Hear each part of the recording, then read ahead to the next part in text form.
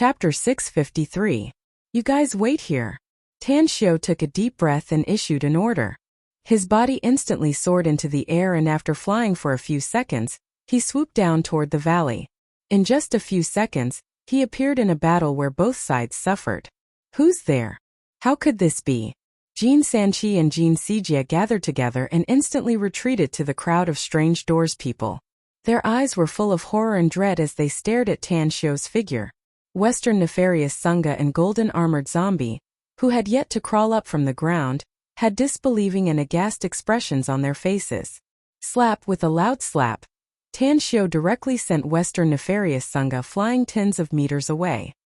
He reached out to catch the pitch-black spear and coldly snorted, "Humph, this is really like the old saying that humans die for wealth, just as birds die for food. Western Nefarious Sangha, what a great scheme!" Western Nefarious Sangha wailed inwardly. Never in his dreams did he expect that Tan Xiao would come back. He knew that he was done for. Tan Xiao would never forgive him for concealing the Immortal Trove, and Tan Xiao would probably see through his scheme. However, he didn't want to die because he had yet to cultivate the cultivation technique Tan Xiao imparted to him. He wanted to become a nascent soul stage powerhouse in the future. Therefore, under everyone's watchful eyes, he endured the fatal injuries on his body and threw himself in front of Tan Xiao. He heavily knelt down and bitterly said, "Please spare my life, boss. I'm willing to help you open the Immortal Trove's portal, and help you get the Immortal Trove left by Daoist Tu Yang." At this moment, Golden Armored Zombie finally crawled up. After seeing Tan Xiao, a chill ran down his spine and he quickly called out, "Immortal Master, you're here. It won't be a problem to clean up these people. I'm seriously injured, so I'll take my leave first." After saying that, he tried to leave. Tan Xiao sneered, and the black spear in his hand was instantly thrown out. In a thousandth of a second, it pierced Golden Armored Zombie's head and directly killed him. Previously, he spared Golden Armored Zombie's life because he felt that this old zombie still had some use. Moreover, he had a cultivation method suitable for the old zombie in his hands in an attempt to cultivate an expert. But now, he hated Golden Armored Zombie for pleading for leniency for Western Nefarious Sangha, and hated him for having a petty scheme in his heart. Tan Xiao turned to look at Western Nefarious Sangha, whose face was full of fear, and sneered, "I gave you a chance, but you're too ambitious and missed it. So you should die too." With a thought from Tan Xiao, Western Nefarious Sangha's heart directly burst open. Even his body exploded into a bloody mist, and completely disappeared from this world. After he released a stream of qi and rolled the black spear into his hand, Tan Xiao then looked at Jin Sanqi and Jin Sijia, as well as more than a dozen people from the strange doors who were still alive. "Aren't you going to introduce yourselves?" Tan Xiao didn't intend to kill these people. After all, their target was the Immortal Trove, and the ones they attacked were Western Nefarious Sangha and Golden Armored Zombie. However, one must look at the master before beating a dog. If these people didn't act like losers and didn't pay anything, Tan Xiao wouldn't mind getting rid of them. Jin Sanqi desperately resisted the poison in his body, as he vigilantly watched Tan Xiao coldly killing Golden Armored Zombie and Western Nefarious Sangha. After a moment of silence, he asked in a deep voice, "Who are you?" "Golden Armored Zombie's boss," answered Tan Xiao. "You should be clear that I'm not asking about this," said Jin Sanqi. "You don't deserve to know my identity," said Tan Xiao lightly. "I need you to give me an explanation. After all, the people who besieged me made me very unhappy." Jin Sijia suddenly stepped forward while clutching his chest and said, "Since you want an explanation, I'm willing to use my life to pay the debt. My third brother and the others, I hope your excellency can show mercy and give them a way out." "Your life is worthless in my eyes," sneered Tan Xiao. "Besides, you're about to lose your life, so what's the point of using it to deceive me? What do you want?" asked Jin Sijia with an ashen face. "It's very simple. The Skypiercer halberd in your hand and that golden bell," said Tan Xiao lightly. Jin Sijia threw the Skypiercer halberd to Tan Xiao. Then, he turned to look at the dozens of people from the strange doors and sternly shouted, "Give it to him." Those people didn't hesitate. They could feel how powerful Tan Xiao was. At this moment, they simply didn't dare to offend Tan Xiao. In case they provoked Tan Xiao's wrath, their chances of surviving would be slim. After giving the golden bell to Tan Xiu, they immediately returned to their original positions. Jin Sijie coughed up 2 mouthfuls of blood and said, "Your Excellency, we don't dare to covet the immortal trove anymore, so we're not enemies. Now can we go? The matter here has been solved, but there are still some private matters that have yet to be resolved," said Tan Xiu lightly. "Which of these people from the strange doors are from the Serenity sect? Who's from the Jin family?" "I'm the sect master of the Serenity sect, Xianyu. Our sect dispatched 6 experts this time, and the other 5 are dead." A middle-aged strong man stepped out from the crowd and cupped his fists. "I'm from the Jin family," said the middle-aged woman who had just sneak-attacked and killed Shipo. She was attacked by Western Nefarious Sangha, and was seriously injured at the moment. Her chances of survival were slim if there was no urgent treatment.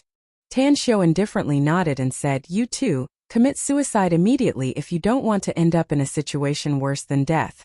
Also, I don't think there's any need for the Serenity sect or the Jin family to exist anymore. You don't have to worry about being lonely on the road to the Yellow Springs after you die." Xianyu's complexion greatly changed and hurriedly called out, "Why? Has our Serenity sect offended you, Your Excellency?" Ling Longchess Saintess also quickly cupped her fists and said, "This, Immortal Master, if my Jin family has unintentionally offended you, you can directly tell us." Since you want to die knowing, then I'll tell you." Tan Xiu coldly snorted. The Serenity sect's Xian Yugu and Ling Longchess Saintess's disciple, Wang Hu, signed a life and death contract with me in the hunting ground, wanting to kill me as soon as possible. Both of them have been killed by me now. That's right, there's also the Serenity sect's law enforcement hall master, who also died in my hands. Do you think I'll let you take revenge after killing your people? What did you say? Xian Yu's pupil shrunk. He staggered 2 steps back and nearly fell to the ground. Xian Yugu was his only son and also his favorite. His precious son was actually killed by this bastard in front of him? Ling Longchess Saintess's complexion drastically changed and intense regret filled her heart. The reason why she accepted Wang Hu as her disciple was that Wang Hu's family could be of some help to her. On the other hand, Wang Hu had a good physique and was suitable to inherit her mantle. However, she never expected that the damn bastard would cause so much trouble for her and the Jin family. "I'll kill you." While Ling Longchess Saintess was full of regret, Xianyu suddenly rushed toward Tan Xiu. He pulled out a miaodao from his waist and fiercely slashed it toward Tan Xiu. "No!" Jin Sanqi and Jin Sijie exclaimed at the same time. However, a cold light flashed in Tan Xiu's eyes as the black spear in his hand instantly pierced his chest. After killing him, Tan Xiu looked at Jin Sanqi and Jin Sijie and coldly said, "I'm too lazy to kill someone from the Serenity sect. You two help me kill him." Having said that, he flicked his finger and a holy healing pill shot toward Jin Sijie. Jin Sijie stared blankly for a moment. He looked at the holy healing pill in his hand and smelled it. Then he immediately exclaimed, "This medicine. Take it and it can save your life," said Tan Xiu lightly. Jin Sijie looked ecstatic and replied without hesitation, "Thank you, Taoist friend. I'll clean up those people from the Serenity sect." Tan Xiu nodded and looked at Ling Longchess Saintess. Ling Longchess Saintess's complexion constantly changed. Under Tan Xiu's gaze, she braced herself and bitterly said, "Immortal Master, I didn't know that this evil disciple of mine had offended you. But since he died in your hands, he deserved it. I hope Immortal Master can spare my Jin family this time. My Jin family is willing to pay the price." "What price can your Jin family pay?" Tan Xiu sneered. "You must know that there are not many things that can catch my eye." Ling Longchess Saintess was silent for a moment. She suddenly stepped forward a few steps, took out a red caltrip from her waist and handed it to Tan Xiu, saying, "This is a magic weapon I inadvertently obtained in the Miao region. But I'm not a cultivator, so I can't use it. Now I'm giving it to Immortal Master. I hope you can look at my sincere apology and spare us this time." "A magic weapon?" Tan Xiu took the red caltrip and was a bit surprised. This red caltrip was indeed a magic weapon, and one that was very suitable for women to use. He couldn't figure it out. Since when did so many magic weapons exist on Earth? Half a minute later, Tan Xiu looked at Ling Longchess Saintess again and lightly said, "You're not bad. Seeing that you killed Shipo and saved me some effort, I'll spare you this time." Jin Sanqi and Jin Sijia, since you two dare to come here with such a large force, you must have a way to open the Immortal Trove's portal, yes? Jin Sanqi and Jin Sijia glanced at each other and shook their heads. Jin Sanqi helplessly said, Daoist friend, we're not sure. The main purpose of coming here with such a large force is to get rid of Western Nefarious Sangha, Golden Armored Zombie as well as Shippo, and then occupy this place. After that, we can slowly study the method to break the Immortal Trove. Since you don't know, then leave. Tan Xiu said. Remember, this is not a place you can come to in the future. I hope you won't lose your lives in vain because of greed. Understood. Jin Sanqi and Jin Sijia were helpless, but they had no choice but to comply. At present, they were all injured and had less than 50% of their cultivation left. If they were to fight with Tan Xiu, it was likely that they would die. Quickly, more than a dozen people quickly left, leaving only Tan Xiu and a few corpses. After Tan Xiu put away the golden bell and the red caltrip, Mo and the others hurried over. Tan Xiu let them deal with the corpses, and then took the black spear and walked into the cave where Western Nefarious Sangha planted the herbs. An immortal trove. He didn't know what treasures were inside, but since Western Nefarious Sangha and the Jin brothers didn't hesitate to fall out with each other, the treasures inside must be very good. It's the end of the month. Seeking monthly votes for support. Chapter 654. Kana's Hunting Ground. The two brothers, Jin Sanqi and Jin Sijia, came here with the remaining people of the Strange Doors and secretly met the hunting ground's owner, Gesangger. Along the way, the toxins in Jin Sanqi's body were finally suppressed and his life was temporarily not in danger. As for Jin Sijia, he had taken the holy healing pill. Although his injuries had yet to be healed, his life was finally saved. Two seniors, Gesangger's expression was a bit strange, especially when he saw Jin Sijia's miserable appearance covered in blood. He wanted to say something but hesitated. We're fine. The reason why we came here is mainly to ask you something, said Jin Sanqi indifferently. As far as I know, the son of the Serenity sect master was killed here, as was the disciple of chess saintess Ling Long. What I want to know is who killed them. Gesangger stared blankly and then secretly felt worried for Tan Xiu. Although he didn't have much friendship with Tan Xiu, he liked Tan Xiu's character and felt that the young man was very capable. However, he also knew how terrifying these two people were. There were very few cultivators in the entire Strange Doors nowadays, and only 2 or 3 of them were Jin Sanqi and Jin Sijia's disciples. Therefore, the words of these two people carried enormous weight in the Strange Doors. Similarly, they were also the biggest backers of the Strange Doors. As a member of the Strange Doors and the master of a force, Gesangger naturally didn't dare to conceal anything. He truthfully explained what he knew about Tan Xiu and finally said, That's all I know. But my friend of many years, Jia Weili, may know more. If the two seniors need to inquire about it, I can find Jia Weili again. No need to find him. Jin Sanqi waved his hand. Since we know that he's the young divine doctor of Star City Chinese Medical Hospital in Shuangqing Province, then we have some clues. We can naturally find out his true identity by following this clue. Alright, we'll recuperate here in the near future. You can close the hunting ground for some time after the people of the Strange Doors have left. Junior will do as you wish, Senior, said Gesangger quickly. As Gesangger left the room, Jin Sanqi's expression turned gloomy. He was silent for a long time before he indifferently said, His identity as a Chinese medicine practitioner is definitely just a cover-up he deliberately showed to the outside world. Someone who could make Western Nefarious Sangha address him as boss was definitely not a simple character. Moreover, Gesangger said that he had come to the hunting ground with 11 subordinates. Among them, the little kid from the law enforcement hall of the Serenity sect was killed by his subordinates. That little kid had some opportunities and was just a step away from entering the Dao through martial arts. But in the end, he died in the hands of Tan Xiu's subordinate, which meant that the subordinate was also a cultivator. Now, I suspect that not only is Tan Xiu not a rogue cultivator, but he's also a member of a large cultivation sect. Jin Sijia frowned and said, Are there any large cultivation sects in society nowadays? According to our knowledge, there aren't more than 10 cultivators in the entire Wuxia kingdom, right? That's because we don't know. Jin Sanqi sneered. There are more than 1 billion people in China, so who knows how many Taoist orthodoxies have been passed down. That Amur tiger brat was buried in the imperial capital some time ago, and we haven't even found out who killed him. Do you think ordinary people can kill him? Jin Sijie's expression moved and he nodded silently. Then what should we do next? We've paid a heavy price for Tan Xiao occupying the immortal trove immortal abode. Don't tell me we're just going to forget about it? Jin Sanqi was silent for a long time before he said with a bit of helplessness, let's wait and see first. Western nefarious Sangha has occupied the immortal trove immortal abode for so many years, yet he was unable to open the entrance. Tan Xiao has just learned about it, so I'm afraid he won't be able to open it for the time being. What we need to do now is to recuperate from our injuries and find out his true identity. If he doesn't have a powerful cultivation force behind him, then we can only plot against him.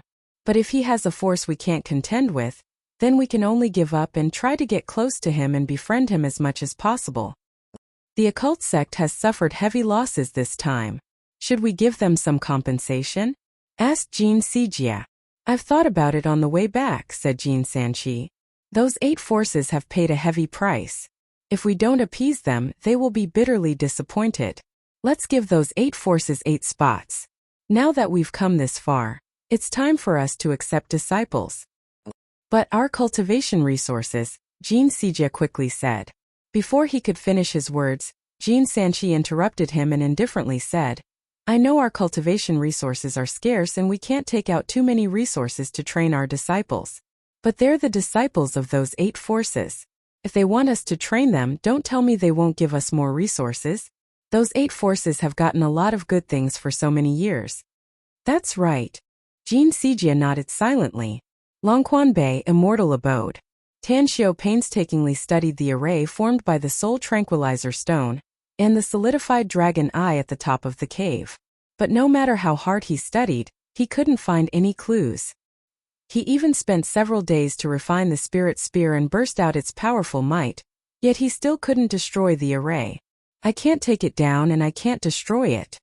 Standing in the middle of the cave with a frown, Tan Xiao couldn't help but rub his temples.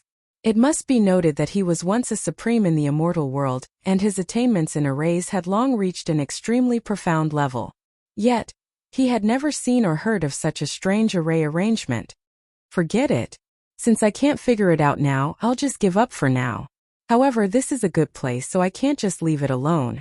Tan Xiao walked out of the cave and looked at Moa's group of 11 people who were cultivating outside. He then ordered 4 of them to stay here and be responsible for guarding the safety of the immortal trove.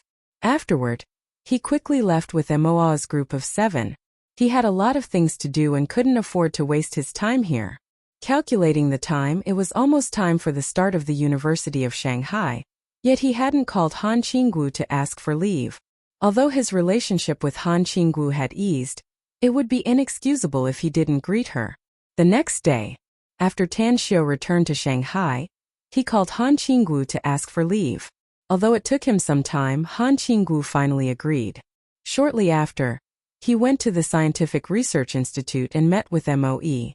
After wandering around the institute for a long time and seeing that they were already preparing for the next research, he contacted Kong Xia and asked her to assign 2 trustworthy and capable employees of the magnificent Tang Corp to him. After a few busy days, Mu Qingping returned to 9 Dragons Island with Gu Yin, and even Tang Xiaohan followed them. Tan Xiao originally wanted to keep Tang Xiaohan by his side, but he recalled that he often encountered various incidents and didn't have much time to take care of him, so he agreed. Southgate Town. After returning from the outside, Tan Xiao immediately went to the place where his parents lived. The reason why he came back was that his mother, Su Lingyun, was ill. Although it wasn't a serious illness and was just a cold and fever, he rushed back as soon as possible and didn't even have the time to look at the power unit that had just arrived from abroad. I'm fine, Xiao.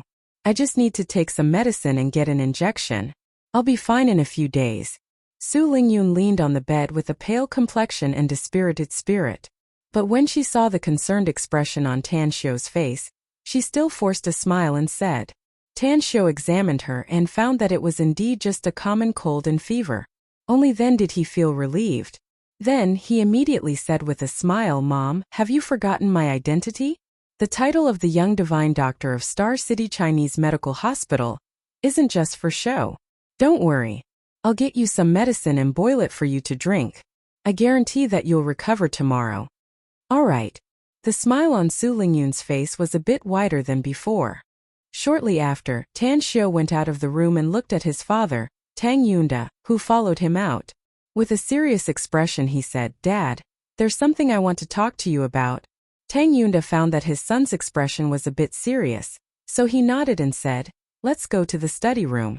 In the study room, Tan Xiu had just sat down when he said, "Dad, you know that I'm a cultivator, so you must be aware of what kind of existence a cultivator is. I've also considered teaching you and Mom a cultivation technique and helping you embark on the path of cultivation. But there are too many things that have happened, so it hasn't been realized yet. Therefore, I'll be staying in Star City in the near future to let you and Mom cultivate." Tang Yunda looked happy, but after thinking for a moment, he shook his head and said, "I don't think it's the right time yet. Your studies are the most important thing in your mom's heart. It may be very important for you to stay in Star City, but I think the most important thing you should do is to hurry up and finish your work and then go to Demonic City. If you want to teach us a cultivation technique, I and your mom can go to Demonic City to stay for a while." This, Tan Xiu was a bit hesitant, but he thought that his father's words were reasonable. He finally suppressed the idea, but he still said, "Then I'll teach you some basic knowledge first. For example, the human body's acupoints, meridians, and cultivation mnemonics. After you arrive in Demonic City, I'll officially help you embark on the path of cultivation." All right. This time Tang Yunda didn't refuse. He could feel his son's intention, and he also knew that his son's idea was very mature. Having such a son made him not only happy but also touched. "Xiu, since you're back, I'll tell you something while I'm at it." Tang Yunda suddenly called out to Tan Xiu just as he was about to leave the study room. "What is it?" Tan Xiu turned around and asked with a confused expression. Tang Yunda said with a smile, "Just give me a prescription. I'll get the herbs and decoct the medicine. You go to the airport. Weining said that she'll arrive in Star City this evening. Go pick her up." "Mu Weining? What's she doing in Star City?" Tan Xiu asked with a blank expression. "Shouldn't she be attending classes at Demonic City University now?" Tang Yunda mysteriously smiled and said, "Don't ask too much. In any case, just change your clothes and dress formally. Sorry, I arrived in the imperial capital last night. I inhaled too much haze and coughed badly, so I'm having trouble writing and updating late." Chapter 655. In the evening, Tan Xiu drove to Star City Airport. Although he didn't know why Mu Weining came to Star City at this time, he still had to pick her up. He even booked a room in the Long's dining hall. He figured that his mother probably wanted him to go to Shanghai to study, so Mu Weining probably came over to prepare to go to Shanghai with him. 6 o'clock. A beautiful figure appeared at the airport's exit. It was Tan Xiu who was waiting outside. After seeing Mu Weining, he immediately waved his hand. But before he could put it down, his hand froze in midair. It was because he found that a middle-aged man and a woman came out together with Mu Weining. The man was handsome and the woman was gorgeous. The most important thing was that Mu Weining and the woman were somewhat similar. "You're Tan Xiu, right? He's a very good young talent." The middle-aged man behind Mu Weining was wearing a suit and tie. After seeing Tan Xiu, his expression was even more satisfied. The gorgeous woman also faintly smiled and said, "The man who can be fancied by our Weining is naturally the most outstanding. I'm very satisfied with you, Tan Xiu." Tan Xiu's lips squirmed. At this moment, even if he were a fool, he could still guess the identity of this middle-aged couple. He forced a wry smile inwardly, but a modest and cautious expression appeared on his face as he called out, "Hello, Uncle and Auntie. Welcome to Star City." Mu Weining's beautiful face was a bit flushed. A trace of helplessness and a bit of apology could be seen in her eyes. She said, "Tan Xiu, my parents insisted on taking me to Star City, so Mu Jianhua interrupted her and said with a smile, "Tan Xiu, your parents tried their best to invite us to Star City before the new year. Since we're not busy after the new year, we came to visit you. Your relationship with Weining will be closer sooner or later. As her parents, we don't object to it, so we naturally want to get closer." Tan Xiu recalled the mysterious smile on his father's face in the afternoon, and suddenly felt a bit helpless. Although he had already told his parents that he and Mu Weining were just a fake couple, it seemed that they didn't take it seriously at all. He could see the helplessness and apology in Mu Weining's eyes. After pondering for a while, he made up his mind. In any case, he was going to marry and have children sooner or later. Mu Weining was also aware of his own situation. If she was willing to make do with him, he would not have to keep resisting. He had been reborn, and the path of immortality had tempered his heart. Since there was going to be a woman throwing herself at him, it was not in line with his original intention to push her away. Everything was made clear. If they were willing, they could be together. If not, they could separate. With all kinds of thoughts churning in his mind, Tan Xiu quickly figured out some things. Facing Mu Weining's parents, he showed the attitude of a member of the younger generation. He took their luggage, called them to get on the car, and then rushed towards Southgate town. At home, after greeting each other's parents, only then did Tang Xiu realize that today's meeting was not the first time for their parents. When they were in the imperial capital, both parents had met several times.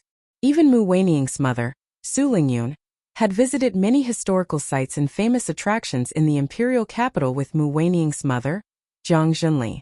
On the second floor, after entering his room with Mu Weining, Tan Xiu let out a wry smile and said with a helpless expression, "I thought you had gone to Shanghai. Never did I expect that you would suddenly come to Star City with your parents today. Did the four of them decide on this matter a long time ago?" "I'm really sorry, Tan Xiu," said Mu Weining apologetically. "As a matter of fact, I only knew about it when I was about to leave for Star City. Otherwise, I would have called you in advance." Tan Xiu waved his hand and casually turned on the heater in the bedroom, saying, "It's all right. Actually, I've already told my parents about our real relationship. But they are still willing to do it, which shows that they like you very much. To be honest, I actually quite like you too. After all, everyone has a love for beauty. However, liking you is not love. I still have a lot of important things to do. So if you're willing, we can slowly get along. As for how far we can go in the future, we'll talk about it later." Getting along? Mu Weining looked at Tan Xiu with disbelief, but a pleasant surprise was crazily growing inside her heart. So to say, the two of them were a couple? Kana's hunting ground. After a few days of recuperation, all the toxins in Jin Sanchi's body had been forced out, while Jin Sijie's injuries had also healed. However, neither of them left. They were waiting for the news of the investigation from the Strange Doors people. It was very important for them to figure out Tan Xiu's identity. After all, the Immortal Trove was too big of a problem. Even if there was only a sliver of chance, they must find a way to get it. Thump, thump, thump. A strange sound seemed to come from the distant sky, yet it also seemed to drill out from the bottom of their hearts. The rhythm of the sound was very special, as though it was a summon, causing Jin Sanchi and Jin Sijie's complexion to greatly change. The two men, who were cultivating in the room, looked at each other with disbelief in their eyes before their figures instantly disappeared. At the back mountain of the hunting ground, when the two of them flew lightning fast to the highest peak of the back mountain of the island, they raised their arms almost at the same time and rubbed their eyes. When their vision was restored and they were sure that they weren't seeing things, they knelt on the ground and kowtowed heavily toward the old man sitting cross-legged under the ancient tree on the mountain peak. The old man exuded a decaying smell. He wore a coarse linen gown and had his hair tied up in a bun. His wrinkled face had a pair of particularly deep eyes that seemed to contain a mysterious universe with the sun, moon, and stars blooming in it. He was holding a small drum in his skinny hand, from which the strange drumming sound came out. "Master, you're still alive?" murmured Jin Sanchi with an excited face. The old man in linen faintly smiled and said, "This old man didn't think that I'd still be alive. If not for the Imperial Dragon chart protecting my last bit of true spirit and foretelling that a great calamity would befall you too, perhaps I would have sunk into oblivion and eventually completely dissipated in this world." A great calamity befalling them? Jin Sanchi and Jin Sijie exchanged glances and suddenly recalled the crisis a few days ago. They immediately looked at the old man in linen with incomparable reverence in their eyes. More than 60 years ago, Their master left them 2 magic tools and an ancient cultivation manual before he floated away and disappeared without a trace. After so many years, they thought that their master had already passed away, but they never expected that they would meet again in this life. The 2 of them were raised by their master, Heaven and Earth Taoist. When Heaven and Earth Taoist adopted them, he was already 180 years old. He left when they were about 20 years old. Now that he was still alive, it meant that he was now more than 260 years old. Have you broken through to the golden core stage, master? Asked Jin Sanchi cautiously. As a matter of fact, I felt that I was about to break through to the golden core stage more than 60 years ago, said Daoist Changquan with a nod. That's why I lived in seclusion and eventually became a golden core expert. However, just as I broke through to the golden core stage, I was persecuted by an old blind man and was eventually trapped in the Nineteen ground. I entered the nascent soul stage if I failed and passed away. If not for the Imperial Dragon chart, I'm afraid I wouldn't have been able to escape. Master, you said that you broke through to the nascent soul stage? Cried Jin Sijie hurriedly. How could it be that easy to break through to the nascent soul stage? Daoist Chengquan shook his head and sighed. The Imperial Dragon chart stored your blood essence in the early years, and I injected it with my divination art. That's why I sensed that you were about to face a calamity and a bloody calamity. I didn't expect that you had to self-destruct your golden core and detonate the Imperial Dragon chart to finally escape from that abstruse ground. Self-destructing his golden core. The 2 brothers, Jin Sanchi and Jin Sijie, were dumbfounded. Although they had yet to reach the golden core stage, they also knew the consequences of self-destructing their golden core. Master, are you all right? Jin Sanchi's heart was full of emotions, but also full of worry. Daoist Chengquan forced a smile and said, My cultivation has dropped by 4 levels, and now I'm only comparable to an early-stage golden core cultivator. Fortunately, I got the origin returning grand law before, so I didn't die from self-destructing my golden core and become a cripple. Alright, let's talk about your situation. Did you encounter any trouble recently? Jin Sanchi quickly recounted the recent events and finally bitterly said, That immortal trove was occupied by Tan Xiu. We couldn't figure out the force behind him, so we didn't dare to act rashly. A glint flashed in Daoist Chengquan's eyes. The existence of the immortal trove made him pleasantly surprised. As a matter of fact, the reason why he escaped from the abstruse ground was not entirely for the sake of his 2 disciples.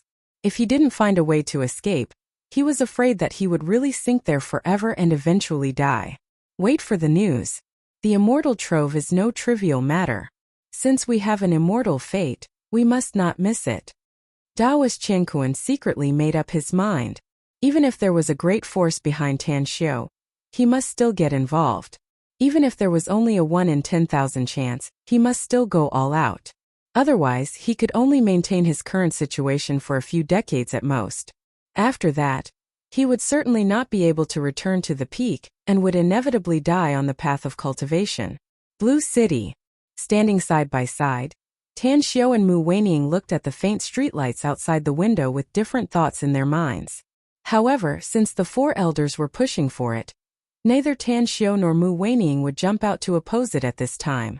Otherwise, the result would only make their parents' faces turn ugly. When are you going back to Demonic City? Mu Weining was quite excited inwardly, but she concealed it very well. After a long silence, she finally took the lead to break the silence. The day after tomorrow, said Tan Xiu. Let's go together. Mu Weining said softly. I've brought my luggage, and I originally planned to go to Demonic City from Star City. No problem, said Tan Xiu with a smile. Mu Weining looked at Tan Xiu's smiling face and suddenly said, It's fine if you can't accept our relationship, Tan Xiu. At worst, we'll still be a fake couple like before. Whether we're a fake couple or not, it doesn't matter as long as we don't reject each other, said Tan Xiu with an indifferent smile. Let nature take its course. It's hard to say what will happen in the future. Alright. Mu Weining gently nodded. Chapter 656. By the time Tan Xiu and Mu Weining came down from the 2nd floor, the fragrant dishes had been sent to the dining room. Under Su Lingyun's greeting, the 2 of them took a seat in the dining room. Looking at the happy and harmonious interaction between the 4 elders, as well as Mu Weining's heartfelt smile, Tan Xiu's etiquette was very considerate even though he didn't speak much. After the meal, Tan Xiu originally intended to send the Mu family of 3 to the Long's dining hall, but Tang Yunda and Su Lingyun urged them to stay, so they directly stayed at their home. Facing such a situation, Tan Xiu was a bit surprised, but he still accepted it calmly. Fortunately, Mu Jianhua and Jiang Zhenli only stayed in Star City for a day, and returned to the imperial capital the next evening. Since Tan Xiu had to leave Star City, he went to the magnificent Tang Corporation and explained everything to Kong Xia. He also transferred a large sum of money to Kong Xia's account, and then took her to the Research Institute to introduce Moe and the other researchers and professors to her. "Do you want to go to my place tonight?" When the two left the Research Institute, it was already 9 o'clock at night. Kong Xia, who was wearing a mink coat and sitting in the driver's seat, asked with an expectant look on her face. Tan Xiu wanted to refuse, but he looked at Kong Xia's expectant expression. He would leave Star City tomorrow and would not be able to see her for some time, so he hesitated for a moment before nodding and saying, "All right, let's go to your place." Kong Xia was delighted and sped up the car. Her request was very low. She only hoped that she could get along with Tan Xiu more, and she would be satisfied. She thought that Tan Xiu would have a lot of time to meet with Tan Xiu during the winter vacation, but she didn't expect that Tan Xiu would be too busy, and the two of them would only meet a few times during the entire winter vacation. Nearly an hour later, the duo arrived at the villa complex where Kong Xia lived. After parking the car in the courtyard, Kong Xia pulled Tan Xiu and entered the villa.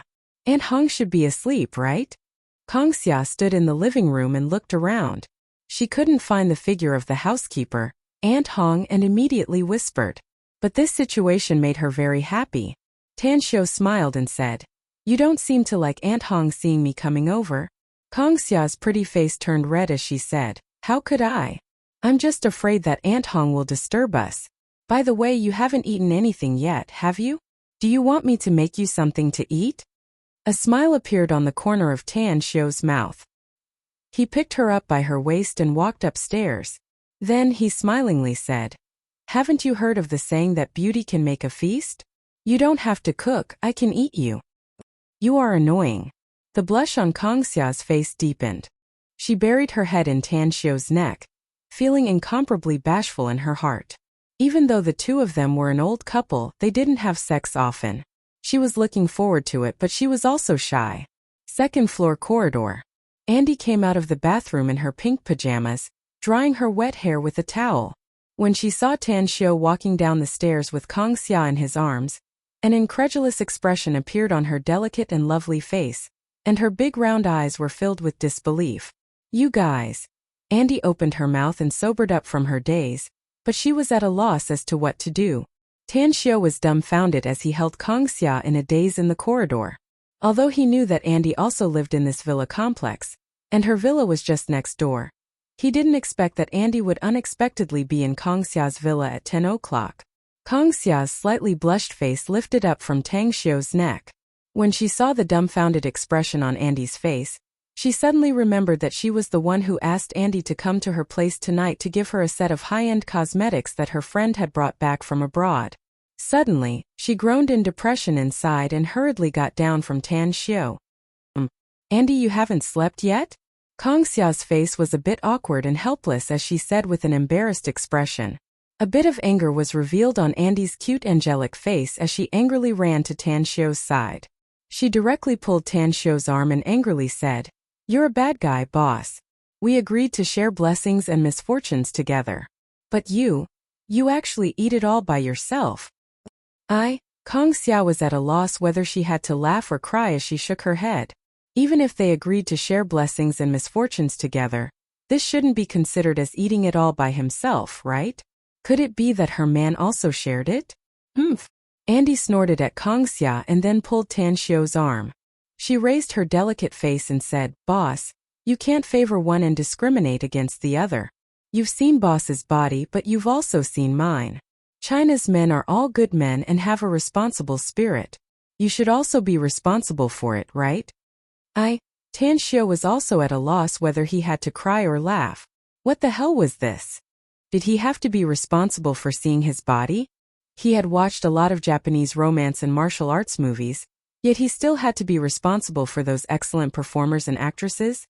Tan Xiu didn't want to be entangled in this matter, so he hurriedly said, Andy, you misunderstood me. Kongxia twisted her ankle, so I carried her and sent her back from the outside. Well, I've sent her home and now I'll hand her over to you. I'll go back now. Twisted your ankle? Andy looked at Kongxia and then shifted her eyes to Tan Xiu. Then she immediately asked with a bewildered expression, Is it really like this? Despite her reluctance, Kongxia knew that she wouldn't be able to keep Tan Xiu tonight, so she reluctantly nodded and said, Yeah, it's really like this. Andy hesitated for a moment before she grunted and said, I don't care. Boss just hugged you, so he also hugged me. Tan Xiu hurriedly said, Andy, don't make trouble. If you sprain your ankle one day, I'll carry you back, okay? Alright, take good care of Kongxia. I'll go first. After saying that, he immediately turned around and walked out of the villa's gate. Only then did he suddenly remember that he came here in Kongxia's car. He didn't drive his own car. However, in order to avoid being entangled by Andy again, he went straight out of the villa complex and then dialed Moa's number. Come and pick me up. Yes. A minute later, the Land Rover SUV stopped in front of Tan Xiu. After sitting inside, Tan Xiu said, Let's go back to Southgate Town. Moa said, Boss, there was an unexpected situation just now. We found someone following us. Jin Hu and the others have gone to catch them and should be back soon. Someone is following us? Tan Xiu slightly furrowed his brows and said, Then wait here. A few minutes later, a Mercedes-Benz SUV stopped next to the Land Rover Range Rover. As the door opened, Jin Hu stood in front of the window and respectfully said, Boss, we caught 4 people following you. We knocked them out and threw them in the car. For a moment, Tan Xiu was silent. Then he took out his mobile and called Kongxia. Then he said, Take them to the villa complex. Since they chose to follow me, they must not be good people. Interrogate them first and then we'll deal with them later. Inside the villa, Andy angrily followed behind Kongxia. After entering Kongxia's bedroom, she grunted with dissatisfaction and said, Boss, you didn't twist your foot at all, did you? I didn't twist my foot at all, said Kongxia with a forced smile. Andy's tone instantly raised and angrily said, So, you're saying that you want to eat it all by yourself? Kongxia threw the bag in her hand on the sofa and sat down. Then she forced a smile and said, Andy, we're both big girls. Can you not make trouble? Who's making trouble with you? Andy angrily said, I really like Boss. Boss, just look at the other men outside. Each and every one of them is a crooked melon and cracked date, full of filthy thoughts. The only one I like is our boss. Besides, I don't care even if Boss has a wife. You, Kongxia opened her mouth. But when she saw Andy's extremely serious expression, she immediately said with a helpless expression, Andy, we're indeed good sisters. We usually share everything.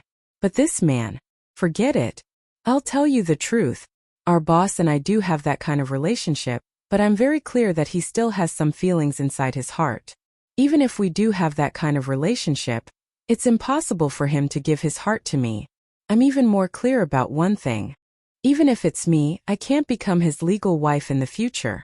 Andy blinked and suddenly pointed at Kongxia with an astonished expression, so to say, You're also a mistress. A mistress? Kongxia's face instantly pulled down and she helplessly said, Can we not use this kind of address? Otherwise, we won't be able to talk anymore. Andy's anger instantly vanished and was replaced with a pleasantly surprised smile. She threw the towel in her hand to the side and then sat next to Kongxia. She pulled her arm and said with a charming smile, Boss, I understand now. You're just a little bit better than me. I don't care whether it's legal or not. Boss is so outstanding, so it's normal for him to have a few women. You know Lillian, right? She told me a long time ago that she doesn't want to be someone's wife in the future, and must be someone's mistress. A few days ago, she even posted a photo on Facebook. It seems that she's with that glasses king from Hong Kong. She's a vixen, a little money grubber. Kongxia snappily said. I think she's right. Andy shook her head. She pursues money, but she also pursues love. She said that only a capable man can control her, and only a capable man can win the love of countless outstanding women. If I can't monopolize him, then I'll share him. Kongxia fell into silence. She grew up freely abroad and naturally knew Andy's thoughts. She was very open-minded about the relationship between men and women abroad. If they got along well, they'd stay together. If they couldn't, they'd separate. There were too many capable men overseas who had many women.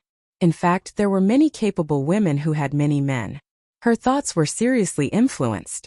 But how could she not be influenced by the Western way of thinking? Otherwise, how could she be short of men with her excellence? However, if she wanted to get the best man, she must be prepared to share him with other women, even though it didn't feel good. Forget it. Love can't be exclusive, but children can be exclusive. I must work hard. Wuxia clenched her fists and looked out of the window with a firm expression. Chapter 657. After a while, Wuxia turned her head and shot a deep look at Andy. She then raised her hand to pinch her small face and said, "Do whatever you want to do. In any case, I'm not happy that you messed up my good time tonight. Ouch, not only did I sprain my foot but my arm, waist and neck. You're responsible for massaging me." Joy could be seen in Andy's big bright eyes. She hurriedly climbed up the sofa and massaged Wuxia's shoulders while giggling, "Boss, why don't you call boss now? I don't care what you say as long as you can trick him to come back." "Dream on." Wuxia rolled her eyes. Ring ring ring, the cell phone in her bag rang. Wuxia took it out and found that it was a call from Tan Xiu. She immediately picked it up and smilingly said, "Boss, Andy wants you to come back. She's waiting for you to pamper her." Cough cough, don't make trouble. You two get dressed. I need to go to your villa for something. Tan Xiu coughed twice and then seriously said, "What is it?" Interrogating the enemy. All right. A few minutes later, when Wuxia and Andy came to the hall on the first floor, they saw Tan Xiu coming in. Aside from Mo and the others, there were also 4 unconscious men on the ground. "Boss, who are they?" asked Wuxia with a puzzled look. "They were following us in secret and were discovered by O," said Tan Xiu. "Ah, wake them up." Mo nodded and walked to the front of the 4 men. He used the most brutal means to break their wrists. After they woke up from the pain, he then walked to Tan Xiu's side. "Who are you?" The 4 men's wrists were broken, but they didn't let out any screams. The eyes of the burly man who asked the question were filled with dense killing intent. Had it been an ordinary person, they would have screamed by now if their wrists were broken. Tan Xiu sneered. "Speak. Who are you? Why are you following me?" "We don't know what you're talking about, nor do we know who you are." The big man snorted coldly. "This is a society ruled by law. I hope you can let us go. Otherwise, the crime of kidnapping is very serious." Tan Xiu sneered. "Didn't the person who sent you to follow me tell you who I am? Do you think you can deal with it if you don't go back on your word? If you're smart, tell me who you are and why you're following me. Maybe I'll spare your lives. Otherwise, you won't just end up dead. I have too many ways to make you wish you were dead." The burly man's pupils shrank, and his body couldn't help but twitch twice. Suddenly, he took out a sharp dagger from his bosom and stabbed it into his companion's heart. Bang! Mo immediately attacked. He kicked the man's head and knocked him out. Then, he quickly checked the man whose heart had been pierced. He then turned to Tan Xiu and shook his head. "There's no hope." Tan Xiu snorted coldly and looked at the other 2 pale-faced men who were obviously frightened. Then he lightly said, "I understand why he suddenly killed your companions. He was afraid that your companions would divulge the information. Since one of you will die, then there's not much difference between 2 or 3. Do you 2 want to hide it? Or do you want to tell the truth?" "I'll tell you." One of the men angrily looked at the fainted big man and immediately said, "We're from the Strange Doors, intelligence agents of the 8 Families Alliance. The order we got is to investigate your identity and figure out which force you belong to." "People from the Strange Doors?" Tan Xiu frowned and coldly snorted. "Who gave you the order?" "I don't know." The man shook his head. "He's our leader and the person in charge of the direct contact with the people above. However, I know that there are a total of 6 teams sent to investigate you and each team has 4 people. We're the first to arrive in Star City, and there should be another 5 teams behind us. But they'll catch up in 2 days." Tan Xiu looked at the other man. "That's right. That's all I know," said the other man hurriedly. Tan Xiu nodded to Mo. Immediately after, Moo stepped on the other hand of the fainted big man and woke him up again. Tell me which one of the strange doors gave you the order to investigate my identity. I know what's in your mind and why you suddenly killed your companion. But I can tell you that your strange doors people are nothing but trash in my eyes. If I want to kill you, no one from the strange doors will live, said Tan Xiu coldly. The big man angrily glared at his two companions and immediately sneered, You? Humph, we have a lot of people in the strange doors and there are countless people with special abilities. Not to mention, forget it. I advise you to let us go, else you'll die. What do you want to say? Is it Jin Sanqi and Jin Sijia, those two cultivators? Tan Xiu indifferently said. The big man's body shook and disbelief filled his eyes as he involuntarily exclaimed, How did you know? Humph, it seems they sent you to investigate me, didn't they? Tan Xiu sneered. Humph, had I known they wouldn't give up their evil intentions, I would have directly killed them in Kanas to avoid any future troubles. You, the big man stared blankly at Tan Xiu as his heartbeat increased sharply. Although he didn't witness what happened in Kanas, he had heard a lot of information. Never once did he expect that this guy in front of him could say such words. Could it be apart from killing the Serenity Sect's young master Xian Yugu and exquisite chess saint's personal disciple, Wang Hu, he also severely injured Immortal masters Jin Sanqi and Jin Sijia? It seems you know a lot of things, said Tan Xiu indifferently. That's right, I spared Jin Sanqi and Jin Sijia and Kanas because I didn't want to kill more people. It's just that I didn't expect that they wouldn't give up their evil intentions and still want to scheme against me. Tell me, where are they now? I don't know. The big man was full of fear, but he still shook his head. Tan Xiu's expression turned cold. He released a stream of qi from the void and wrapped around the big man's neck, directly pulling him up from the ground and hanging him in the air. I just don't want to be too troublesome, so I want to know where they are from your mouth, said Tan Xiu with a sneer. Else, I can wait for your follow-up investigation team to arrive. I'm sure some of them will know where Jin Sanqi and Jin Sijia are. The contest between cultivators is not something small shrimps like you can meddle in. If you don't tell me, I won't give you another chance. I'll make you wail in pain for 3 days and 3 nights. I'll break your bones and break your tendons and meridians, and then I'll let you take your last breath. Bam! The big man was thrown to the ground again. His face flushed red and he coughed painfully. Then he roared with bloodshot eyes, You want to know from my mouth? Dream on. If that's the case, I'll investigate your family and kill all your clansmen in the strange doors, said Tan Xiu casually. I hope there are fewer children and old people among your clansmen. I'll tell you. The big man's body trembled and his eyes were full of despair. At this moment, Tan Xiu was a devil in human skin in his eyes. He could die, but he was perfectly aware that his clansmen would be killed if a cultivator wanted to retaliate against his family. Like Tan Xiu said, they would be tortured to death. 2 immortal masters are in Kanas. Tan Xiu nodded with satisfaction. Just as he was about to speak, his complexion suddenly changed. He got up and kicked the big man to death before directly killing the other 2 men. Then he looked at Moo and shouted, Call the people staying in Longquan Bay's Immortal Cave. Tell them to evacuate immediately and find a place to hide. Moo's expression shifted, and he immediately took out his mobile phone. What made him helpless was that he called several times in a row, but he couldn't get through for the time being. There should be no signal there, boss. I can't get in touch with them. Bastard. Tan Xiu cursed. He quickly grabbed his mobile phone and dialed Jia Weili's number. Brother Tang.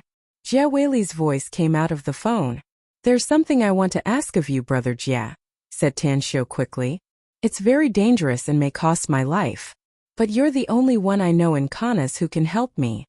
Jia Weili was silent for about half a minute and then asked with a solemn tone, What is it? There are 4 of my men in a valley in Longquan Bay, said Tan Xiu. I hope you can rush there and inform them to evacuate immediately before anything happens to them.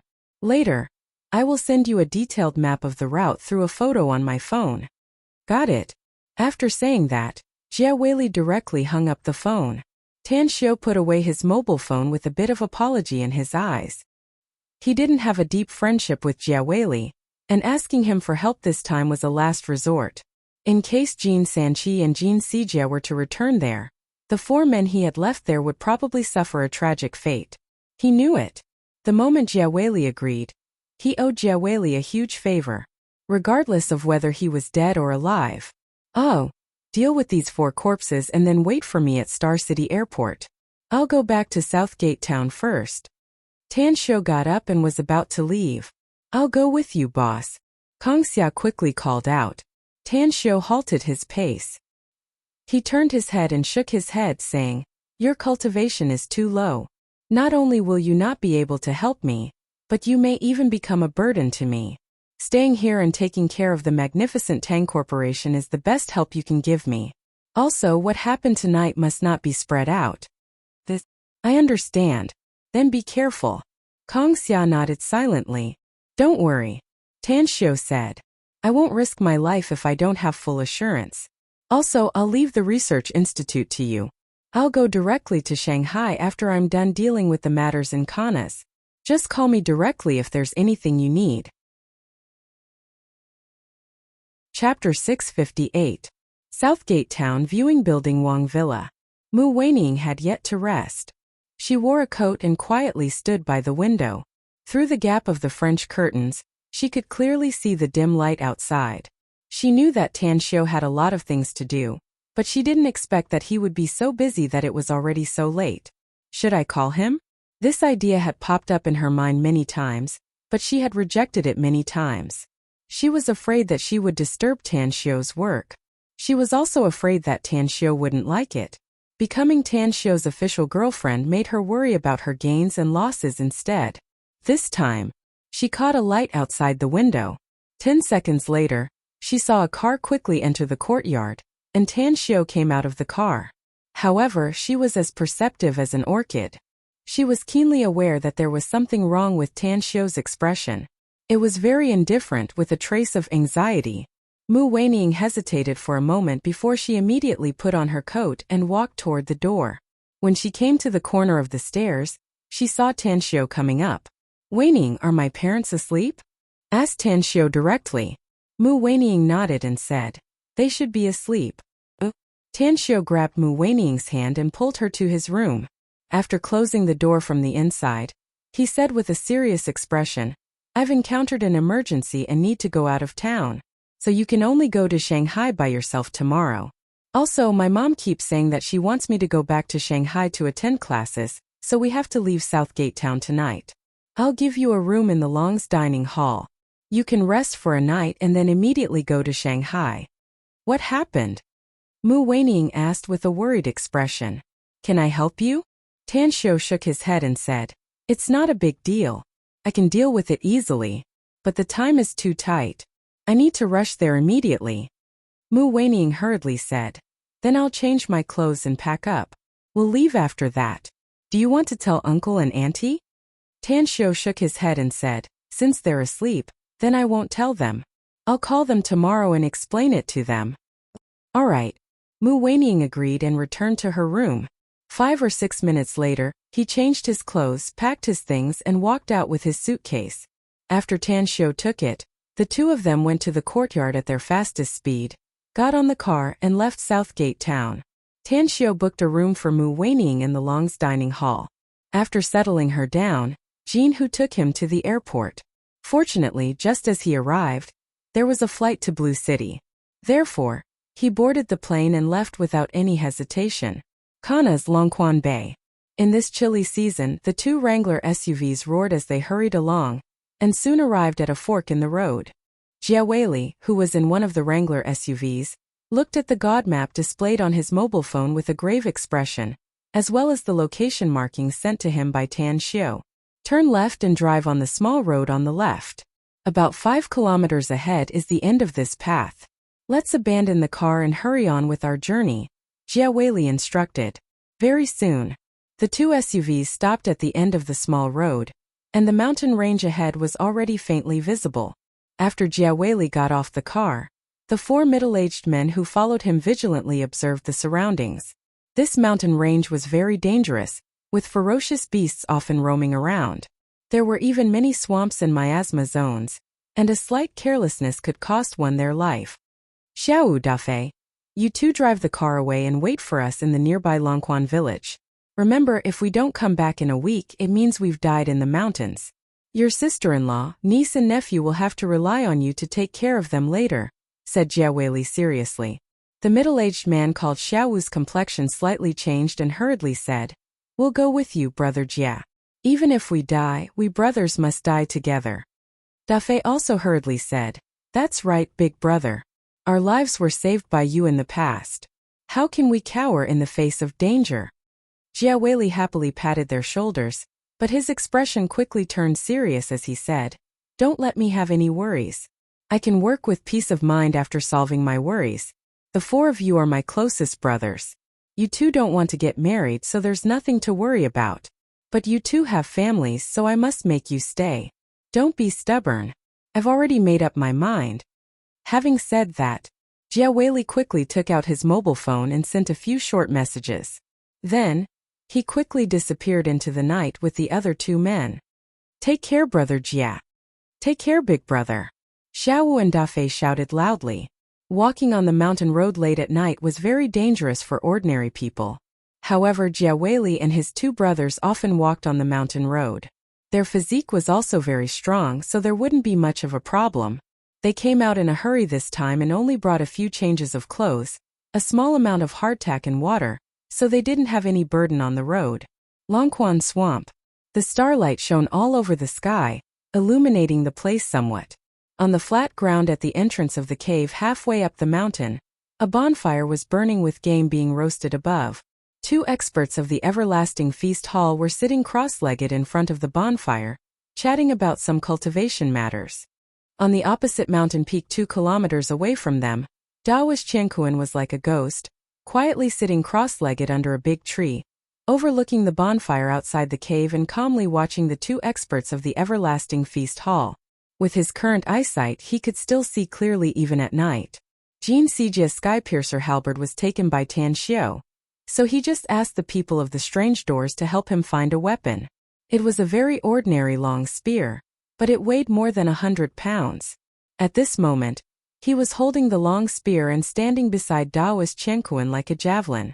Master, why don't we get rid of them earlier? Even if we wait for the investigation news to come, they won't know who did it since that surname Tang has a huge force behind him. Jin Sijia had a bit of hostility inside. The last battle here made him lose all his face and caused him to suffer heavy losses, so he wanted to kill and vent his anger. Daoist Qianquan shook his head indifferently and said, Killing them now is no different from killing them later. Let's wait. Maybe there will be news soon. Daoist Qianquan shook his head and said, You also said that it's the same when we kill them, so why wait? If we kill them now, we can go to the cave and find a way to open the Immortal Troph's portal. Else, if that surname Tang notices something and comes back with a large number of experts, won't we have no chance? Daoist Qianquan lightly smiled and said, If we rashly kill people and enter the cave before getting the news, what should we do if that surname Tang brat comes back with his people and happens to block us in the cave? Ugh! Jin Sijia was at a loss for words. So don't be impatient, said Daoist Qianquan. Only by planning and acting can we live longer. If I understood this truth back then, that old blind wouldn't have. You wouldn't have been trapped by this old blind for so many years, would you? An old voice drifted into Daoist Qianquan and Jin Sijia's ears along with the cold wind. Daoist Qianquan and Jin Sijia's complexion greatly changed. Daoist Qianquan, who had been sitting cross-legged on the ground, directly floated up and vigilantly observed the surroundings. His gloomy voice also drifted away with the wind. Old blind, since you're already here, why don't you show yourself? In front of the master and disciple duo, a blind old lady with disheveled hair and tattered clothes walked step by step in the air. Her footsteps were very slow, but every time her feet landed in the air, a circle of air rippled under her feet. Old Daoist Qianquan, I never thought that you'd come out of the abstrusine ground alive. Fortunately, this old blind didn't leave with that little doll, else you would have brought disaster to this place again, you heartless bastard. Daoist Qianquan's eyes turned slightly red, and a fierce killing intent emanated from him caused turbulence in the air around him. Despite Jin Sijia's strength being very strong, he was still forced back more than 10 meters by this killing intent. Only then did he stop with a pale complexion. Staring fixedly at the blind old lady, Daoist Qianquan fiercely said, You're still alive, you damned old blind. How could this old Taoist die earlier than you? Old blind faintly sighed and stood in the air several meters away from Taoist Qianquan. She then shook her head and sighed. It seems that this old blind was too soft-hearted back then. I should have set fire to that abstrusine ground and burned you alive. That way, I wouldn't have to waste my strength to come out now. Old blind, I killed your whole family back then because your father ruined my good deed. Taoist Qianquan sneered. You've been killing me for 60 years, causing my cultivation to plummet and the imperial dragon diagram to be destroyed. Shouldn't the enmity between us be written off? I originally thought that it would be written off, said Old Blind helplessly. But who would have thought that you wouldn't let me spend my remaining years in peace? Those 4 little guys are that little doll's people. They can't die, and that little doll can't die either. Therefore, if you don't give up on those evil thoughts, I'll have to act eventually. You've mentioned that little doll many times. Who exactly is he? Asked Taoist Qianquan indifferently. You already know the answer, don't you? Said Old Blind. Do you still need to play the fool in front of me? Tanxiu? Asked Taoist Qianquan with a frown. Who else could it be if not him? Said Old Blind faintly. That little doll promised to give me a place to enjoy my remaining years in peace. And I also want to find the opportunity to become a divine diviner from him. You plotting against him, aren't you plotting against this old blind? With a gloomy expression, Taoist Qianquan shouted, What's the identity of that little doll surnamed Tang? To think that he can make you keep thinking about him, old fart? I can't see him clearly. I can't see through him. Old Blind shook her head. What? Taoist Qianquan's expression drastically changed. He was also proficient in the art of divination and calculation, but it was the heavenly divination art that he snatched from the blind old blind's father. He believed that he couldn't compare with this old blind in this regard. It was fine if he couldn't figure out the identity of that little doll surnamed Tang, but even she couldn't. What did this mean? Chapter 659. Taoist Qianquan looked at the blind old woman in bewilderment. After a long while of silence, he suddenly burst into laughter. A surging momentum erupted from his body as he sneered, Old Blind, I didn't expect you to also learn to play tricks. Is there still a mandate of heaven in this era? I was almost deceived by you. Old Blind shook her head and sighed. She looked at Taoist Qianquan with pity in her eyes. She slowly took out a pair of golden gloves from her bosom and put them on her hands lightning fast. Taoist Qianquan's expression greatly changed and a look of dread appeared in his eyes. Picking the stars and catching the moon. This was Old Blind's most powerful technique. He was once suppressed by her with this technique and was trapped in the abstrusine ground for so many years, where his soul was almost scattered. Taoist Qianquan took a deep breath and grabbed the small drum. Then, he coldly said, Old Blind, it seems you really want to be that little baby's lackey? Old Blind gently spread her arms. As the crutch in her hand turned into powder and drifted away with the wind, she faintly said, If this old blind can have a place to stay in my old age, if I can get the opportunity to break through, then what's wrong with being a lackey? More than 100 years have passed by in a flash. What else can't I see through? What else can't I see through? You're courting death. Taoist Qianquan instantly threw the small drum in his hand and layers of drum shadows hovered above his head. Along with the drum beats, sound waves surged toward Old Blind like a tide. Heavenly secret. Picking the stars and catching the moon. Old Blind's messy white hair suddenly stood on end. As she waved her arms, the golden gloves erupted with a dazzling light. Images of 6 miniaturized planets appeared in the night sky. As though they had been summoned, the images of the 6 miniaturized planets descended with a loud rumble. Damn! You've actually mastered the hexagram star array. Taoist Qianquan angrily roared. His body rose from the ground and urged the layers of drum shadows to hit the 6 miniaturized planets. At the same time, he took out a sharp dagger from his sleeve and fiercely pierced his glabella. After forcing out blood, he quickly slapped it into the drum shadows. Layers upon layers of drum shadows instantly surged, and a layer of bloody light appeared on each of them out of thin air. The spiritual chi of heaven and earth from all directions seemed to be attracted by a strong force, continuously merging into the drum shadow. Explode! Heaven and earth Taoist's face turned red. With a roar, the dagger in his hand shot out. Boom! A deafening sound burst out from the collision of the drum shadow and the miniature planet. The tide-like airwaves spread in all directions. On the mountain behind Heaven and Earth Taoist, towering trees were smashed to the ground by the airwaves and flew hundreds of meters away. At the cave entrance of the opposite mountain peak, two experts of the Everlasting Feast Hall suddenly got up. They instantly unleashed their flying swords and coldly looked at the direction where Daoist Qianquan and Old Blind were fighting. Feeling the violent airflow sweeping past them, they exchanged glances and saw the horror in each other's eyes. They had already broken through to the foundation building stage, but the shockwaves caused by the battle between powerhouses still made their hearts palpitate. They'd gone through countless life and death situations, and their perception towards the might of a battle was extremely acute. So, they knew very well that the gap between them and the powerhouses in battle was absolutely like the difference between the heavens and the earth. I don't know them. One of the Everlasting Feast Hall's experts took out his binoculars and shook his head after observing the two men's appearance. Whoosh! Whoosh! Two figures flashed out of the cave lightning fast. After they figured out what happened, one of them immediately said, "No matter who the other party is, let's hide first. Given their strength, I'm afraid we won't be able to survive if they want to deal with us. Also, find a way to contact boss immediately and tell him what happened here." All right. The other three nodded. Although they received orders to guard the cave and the Immortal Trove, they wouldn't sacrifice themselves in vain. Knowing that they were no match for the enemy, they wouldn't sacrifice themselves in vain.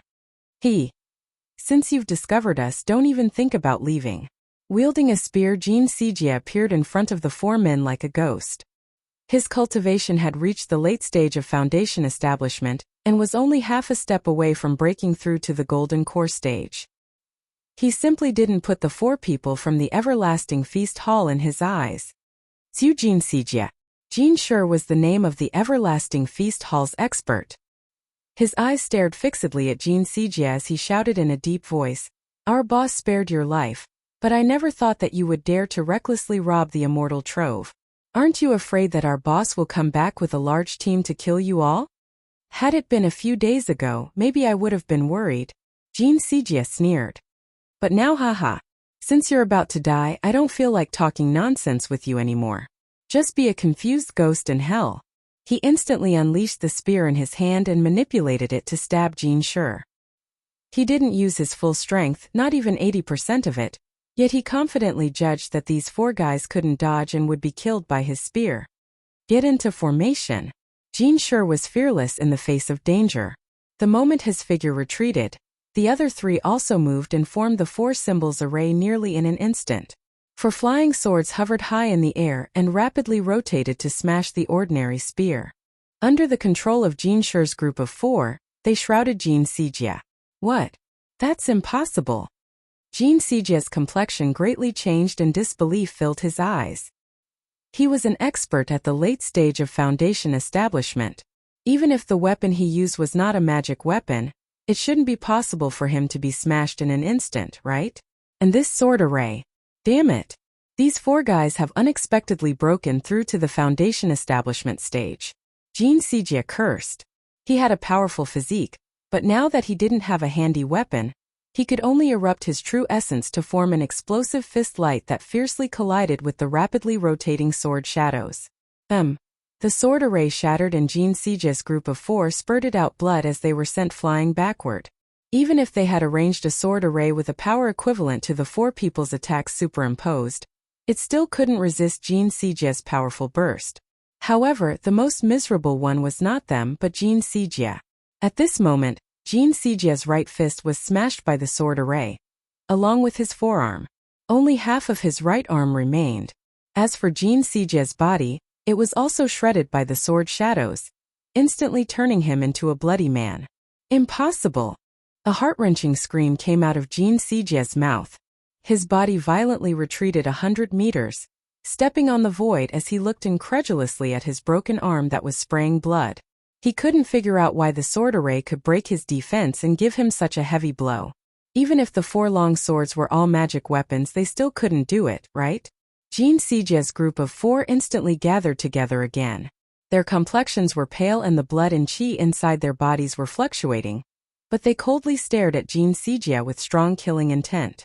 In the distance, Daoist Qianquan, who was already fighting with Old Blind, didn't pay attention to the battle situation of Jin Sijia and Jin Shi's group of 4. In his opinion, the 4 little guys who stayed here didn't have much ability at all. Since Jin Sijia wanted to kill them, it would be as easy as flipping his hand. But when he heard Jin Sijia scream and looked over there, his complexion suddenly changed and disbelief filled his eyes. He had a relatively good understanding of his disciples' cultivation, but never in his wildest dreams did he expect that his dignified late-stage foundation establishment disciple would be injured so badly and miserably by 4 ant-like existences. Boom! Taking advantage of the moment when Daoist Qianquan was distracted, Old Blind instantly released a golden silk thread that bound Daoist Qianquan almost in an instant. Bastard! Since you're courting death, then I'll fulfill your wish. Daoist Qianquan's most ferocious emotion was aroused. The move he just cast to counter Old Blind's picking stars and catching moon technique had already caused him to suffer some losses, but now he couldn't care less. As the golden core inside his body was unleashed, 3 afterimages instantly separated from Daoist Qianquan's body. Last time, he was trapped by Old Blind because he was careless and didn't even have the time to use his final trump card before he was suppressed. But this time he would not give Old Blind another chance. Since she was pestering him like a fly, then he might as well go all out and kill her. The 3 afterimages instantly arrived in front of Old Blind from 3 different directions. As the golden silk thread was cut off by the dagger floating next to him, the ping-pong ball-sized golden core burst out with a dazzling light and bombarded Old Blind's chest, while the 3 afterimages instantly blasted out hundreds of punches. Heaven's Secret, Big Dipper Stellar Transposition.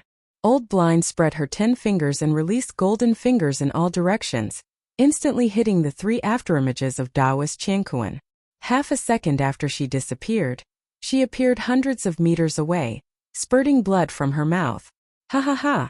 Old Blind, I'll let you taste the killer move that I've just comprehended after decades of studying. Daoist Qianquan was pierced by the golden fingers, but the injury was not serious for him. Instead, his hideous and distorted face burst into a wild laughter as he fiercely pounced toward Old Blind. Old Blind furrowed her brows and once again used the Big Dipper Stellar Transposition technique, instantly rushing toward the opposite mountain peak. In just a few seconds, she appeared behind Jin Sijia and shot out a Buddhist bead that instantly bombarded Jin Sijia's back. One hit. It made Jin Sijia's injury even worse. However, Old Blind didn't continue to attack Jin Sijia, but instantly appeared in front of Jin Shi's group of 4. She waved her arms and a stream of qi instantly wrapped around the 4 people's bodies as she shouted, "Don't struggle if you don't want to die. This Old Blind and Tan Xiu have met before, so I can't let you die here." The complexions of Jin Shi's group of 4 changed.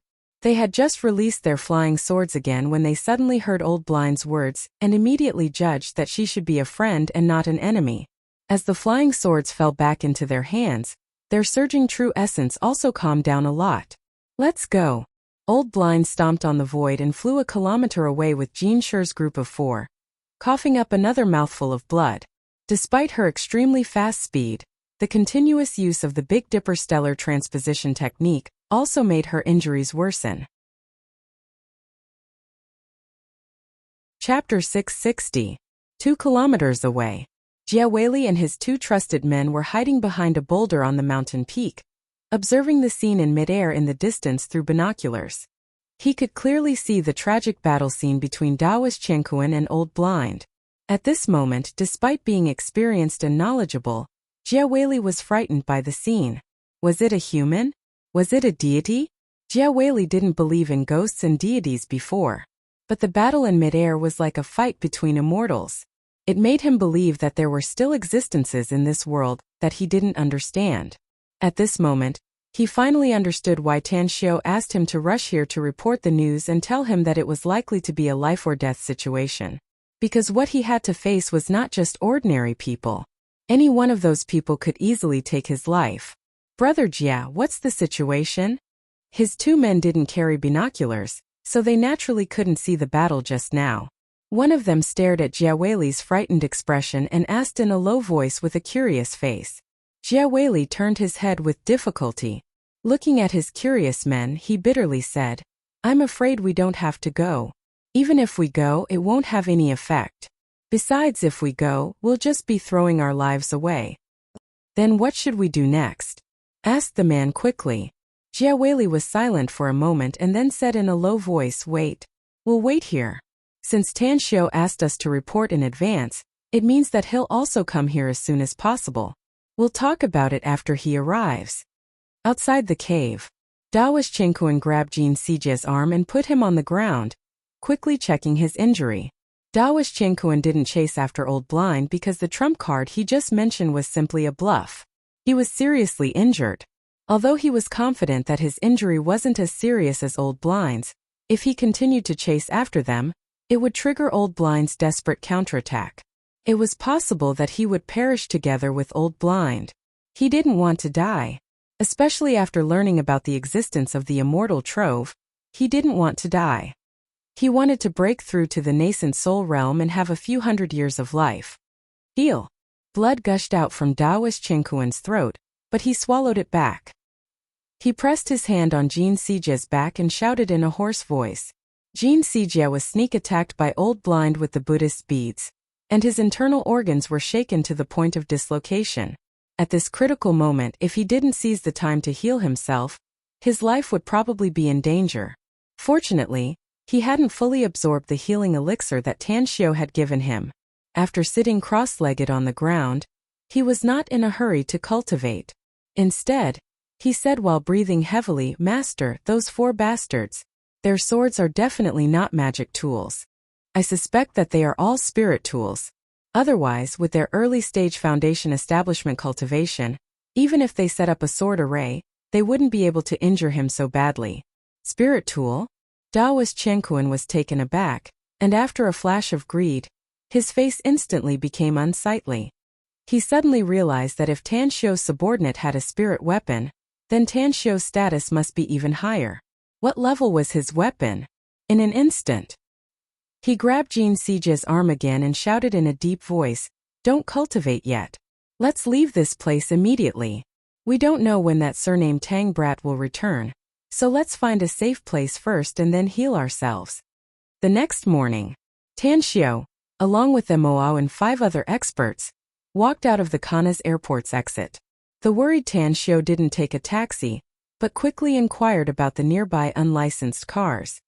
Hey friends, wanna take a ride? More than a dozen unlicensed cars were parked on the roadside. More than a dozen bearded and fierce-looking middle-aged men looked at the 6 people, and one of them called out, I want 2 cars. I'll buy them, said Tan Xiu in a deep voice. State your price. The bearded middle-aged men looked at each other in dismay. They had been driving unlicensed cars here for more than a decade, and had never encountered such a situation. The bearded middle-aged man who just called out hesitated for a moment before he stretched out a finger and said, I'll sell you this van for 100,000 yuan. After Tan Xiu got off the plane, he had already planned to buy a temporary car. He even put hundreds of thousands of yuan in cash in his interspatial ring into a travel bag, which was now being carried by Mo. Upon hearing the bearded middle-aged man's words, Tan Xiu nodded to Mo. Mo opened the zipper of the travel bag and took out 10 stacks of 100 yuan bills, totaling 100,000 yuan, and threw them to the bearded middle-aged man. The key. The bearded middle-aged man's pupils shrunk, while the other unlicensed car drivers in the surroundings also looked shocked. At this moment, the way they looked at Tan Xiu's group had changed. If Tan Xiu's group of 6 were not men and did not look like ordinary people, they would have thought of robbing them. Here you go. The bearded middle-aged man was pleasantly surprised as he grabbed the 100,000 yuan. After recognizing that it was all real money, he happily handed the key to Mo. His van was worth 40,000 to 50,000 yuan at most. Although it had just been a few months since he changed it and it had run less than 10,000 kilometers, it was still a big profit for him to sell it for 100,000 yuan. A few hours later, Mo drove the van to Longquan Swamp. The group abandoned the van and quickly rushed toward the mountain range. It didn't take long for them to appear outside the cave where Western Nefarious Sangha once lived. Boss, there are traces of fighting here, and it should be left by cultivators. Mo and the others checked the surroundings and directly reported to Tan Xiu. Tan Xiu's expression turned a bit ugly. He quickly entered the cave, but he didn't find the figures of Jin Shi's group of 4. Aside from the blood left outside the cave entrance, there was also the scene of the fight. It must be noted that Jin Shi's group of 4 were the core experts of the Everlasting Feast Hall, all of whom were personally raised and trained by Gu Yan. It would be a big loss for him and the Everlasting Feast Hall if all 4 of them were killed. Damn Jin Sanqi, damn Jin Sijia. This father spared your lives because you didn't directly offend me. If I had known earlier that you had bad intentions, this father would have killed all of you. Tan Xiu was a bit annoyed. He found that he seemed to have become a lot more soft-hearted since he returned to Earth. I'm affected by him, as well as my familial affection. But, if I don't dig up the roots while cutting the weeds, there will be endless troubles in the future. I'll kill all enemies in the future. Tan Xiu's eyes were a bit red. After searching the 2 caves, he still couldn't find any trace of Jin Shi's group of 4. Someone's coming, boss. Just as Tan Xiu came out of the herb planting cave, Mo whispered while holding a miniature telescope in his hand. Who are they? Asked Tan Xiu in a deep voice. They're a bit far away, but they should be ordinary people. Their speed isn't fast, said Mo. No, I saw them. They're Jia Weili and his 2 men. They're rushing towards us. Tan Xiu's expression changed and he instantly led Mo and the others to greet Jia Weili. When he saw that Jia Weili's group of 3 looked a bit distressed but uninjured, he cupped his fists and said, Brother Jia, I can't thank you enough. I, Tan Xiu, will keep this matter in mind. I owe you a big favor. If you need me in the future, please don't hesitate to ask.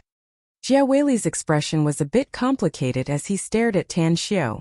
After a while, he forced a smile and said, Who exactly are you, Brother Tang? What do you want to ask? Asked Tan Xiu after a moment of silence. I saw the scene of them fighting last night, said Jia Weili.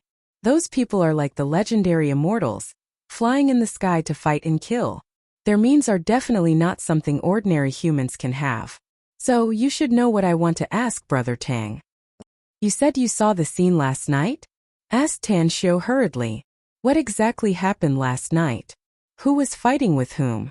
Jia Weili didn't wait for Tan Xiu's reply, but he could see Tan Xiu's eagerness, so he suppressed his confusion and seriously said, I saw an old Taoist and an old lady fighting. I also saw an old man and 4 young men fighting. That's right, those 4 people were your men. What happened to them? Asked Tan Xiu hurriedly. What was the result of the fight? Asked Tan Xiu hastily. That old lady fled with your 4 men. That old Taoist and another old man stayed at the entrance of the cave for a while and then left. We were very far away, so I saw everything through a telescope. But I don't know where they went. Old Taoist? Old lady? Tan Xiu's brows deeply furrowed. He didn't expect that 2 people would suddenly appear. Furthermore, if the other old man was Jin Sanqi or Jin Sijia, it meant that his strength was inferior to the old Taoist if he attacked Jin Shi's group of 4. Tan Xiu pondered for a moment and asked again, Brother Jia, I'll answer your question later. Think about it carefully. Aside from my 4 men, what are the physical characteristics of the others? Thinking for a while, Jia Weili suddenly recalled something and quickly said, That old Taoist is very ordinary and has nothing special about him. But that old lady is blind. That's right. Though I don't know how she can see others, there's definitely something wrong with her eyes. Old blind? Tan Xiu suddenly recalled a person, the old blind man he once met in the Everlasting Feast Hall in Shanghai. Could it be that the one who saved Jin Shi's group was that old blind man? Tan Xiu took out a half-pack of cigarettes from his pocket, lit one and took 2 deep puffs. Then, he looked at Jia Weili and said, Brother Jia, are you late? We're indeed late, said Jia Weili with a forced smile. We just arrived nearby and found people fighting. You didn't see it, Brother Tang, but the scene was simply. Brother Jia, you must never disclose the scene you saw last night, said Tan Xiu. Since you want to know our identity, then I won't hide it anymore. In fact, we're all cultivators who practice special cultivation techniques and have special abilities. However, people like us won't be exposed in the eyes of ordinary people. In order to celebrate the Great Union's sole unrivaled happy birthday, today's 3rd chapter will be released at the beginning of the month. I'm asking for a monthly ticket support. There should be a fourth chapter at around 11 p.m. Chapter 661. Jia Weili was no stranger to the term cultivator. He had never eaten pork, but he had seen pigs running. Nowadays, many TV dramas had cultivators. However, he was still shocked to learn that there were cultivators in reality. Can I cultivate, Brother Tang? Jia Weili had seen the means of Daoist Qianquan, Old Blind, and the others, so he was particularly yearning for the scene of flying in the sky and wielding swords and blades. Everyone had a martial arts dream. Not to mention that cultivation was more fantastical than martial arts, so he couldn't help but be tempted. You're too old. Tan Xiu shook his head and said, you're no longer suitable for cultivation. Even if you consume a lot of resources and time, I'm afraid you can only barely step on the threshold of cultivation for the rest of your life. Therefore, there's not much difference between cultivating and not cultivating. A regretful look appeared on Jia Weili's face as he slowly nodded and said, forget it then. What should we do next? Do we stay here? Or? Tan Xiu pondered for a moment and said, let's go to Longquan village. This place is not far from Longquan village. Let's settle down first, and then I'll contact the blind old granny. Brother Jia, don't stay in Longquan Bay for a long time, because what I'm going to do next is very dangerous. Jia Weili forced a smile upon hearing this and said, I know myself. However, don't take risks easily. Quickly withdraw if there's danger. As the saying goes, where there's life, there's hope. There's still plenty of time in the future. If you want to clean up the enemy, you must strengthen yourself first. Don't worry. Tan Xiu nodded with a smile. Now that he learned that his 4 men had been rescued, he could finally put down his tensed heart. However, he still had to find Old Blind and Jin Shi as soon as possible. Jin Sanqi and Jin Sijia were very powerful, and the mysterious old Taoist was not a good person. In the evening, Tan Xiu and the others rushed to Longquan Bay. After Jia Weili and the others left, Tan Xiu stayed at the locals' house and gave them some money to temporarily stay in another place for a few days. Boss, I found the things. Moo took a handful of incense sticks and entered the courtyard. Tan Xiu took out 3 sticks and lit them with a lighter. He looked around and shouted, Old Blind, Old Blind, Old Blind. In a mountain range dozens of kilometers away, an old blind woman with a face as pale as paper sat cross-legged beside a small stream. The water rushed past her, but she acted as if she didn't hear it. Her brows were tightly furrowed, and there was a pained expression between her brows. The corner of her mouth had not even dried yet. Around her, Jin Shi's group of 4 vigilantly observed the surroundings and set up a lot of traps. Although these traps posed no threat to martial cultivators, they could prevent the sneak attacks of ordinary wild beasts. They had already taken the healing panacea, so their injuries were no longer a problem. Puffed! Old Blind suddenly opened her mouth and spurted out a mouthful of blood. As the stench quickly dissipated, her complexion turned a lot better. She slowly raised her arm and waved at Jin Shi, who was more than 10 meters away in front of her. Senior, you called for me? Jin Shi respectfully said. I didn't expect that the healing panacea you gave me would have such a good effect. Old Blind sighed.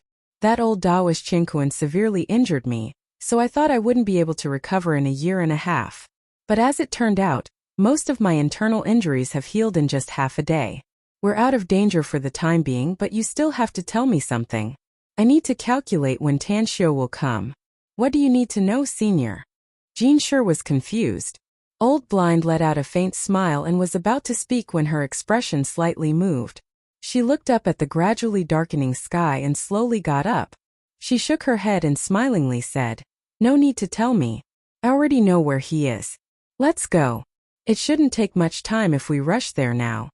When Old Blind's group of 5 arrived at Longquan village, the night had already shrouded the earth and a crescent moon hung high in the distant sky. A cold current surged, mixed with the aroma of food. In the most remote courtyard, there was an 8-person square table filled with appetizing dishes and 2 bottles of God's nectar that were taken out of the box. Looks like this Old Blind is in luck. A hazy silhouette floated into the courtyard and a satisfied laughter came out. After seeing Old Blind clearly, Tang Xiu's eyes just glanced at Jin Shi's group of 4 behind her and chuckled. He then took out 3 wine glasses and poured the god's nectar into them. Then he picked up the glass and raised it to Old Blind, saying, "I can't thank you with words, but my gratitude is all in this wine. Senior has saved my 4 brothers, and I will always remember this kindness in my heart." Tan Xiu promises again that 9 Dragons Island's door will always be open to you. Old Blind nodded with satisfaction. Despite her old age, she still showed a heroic spirit and drank all 3 glasses of wine in one breath. Then she sighed and said, "This is a peerless god's nectar." This Old Blind was able to taste such a fine wine in her life. Coming to this world is not in vain. "I'll always prepare it for you if you like it, Senior," said Tan Xiu with a smile. "Forget it." Old Blind waved her hand. "Wine is a poison that penetrates the intestines. This Old Blind still wants to live for a few more years, so you don't need to provide it to me, kid. Also, don't call me Senior or Senior. I'm not used to it. In the future, just call me Old Blind." Tan Xiu was a bit hesitant. "Don't mind the red tape." "It's decided," said Old Blind. "Let's eat first and then talk about Daoist Qiankuan." "Daoist Qiankuan." Tan Xiu's expression moved. He beckoned Old Blind to take a seat, and then accompanied her to finish the meal. As the dishes were taken away, the square table was also moved into the house. Then Tan Xiu said, "Old Blind, you should talk about that Daoist Qiankuan now, right? What's his relationship with Jin Sanqi and Jin Sijia?" Old Blind rubbed her belly and smilingly said, "They are master and disciple. Jin Sanqi and Jin Sijia are Daoist Qiankuan's disciples." Tan Xiu's complexion slightly changed and asked again, "I've been here before and saw Jin Sanqi and Jin Sijia. I spared their lives because of a moment of kindness. But that Daoist Qiankuan didn't appear at that time. He just broke my seal, so how could he have appeared before?" Old Blind sneered. "I won't hide it from you, Old Blind. In fact, I also have a grudge with him for many years. He was the one who coveted my family's inheritance, causing my father's death and killing my entire clan. Later on, I practiced the divination technique passed down in my family, and spent many years of effort to finally arrange the starlight array in the abstrusine ground to trap him there. I thought that it would be impossible for him to escape from the abstrusine ground with his golden core stage cultivation, but I never thought that he would actually escape." Tan Xiu calmly pondered over Old Blind's words and then asked the question he was aware of in his heart. "According to what you said, that Daoist Qiankuan was not your opponent back then. How come you didn't defeat him last night?"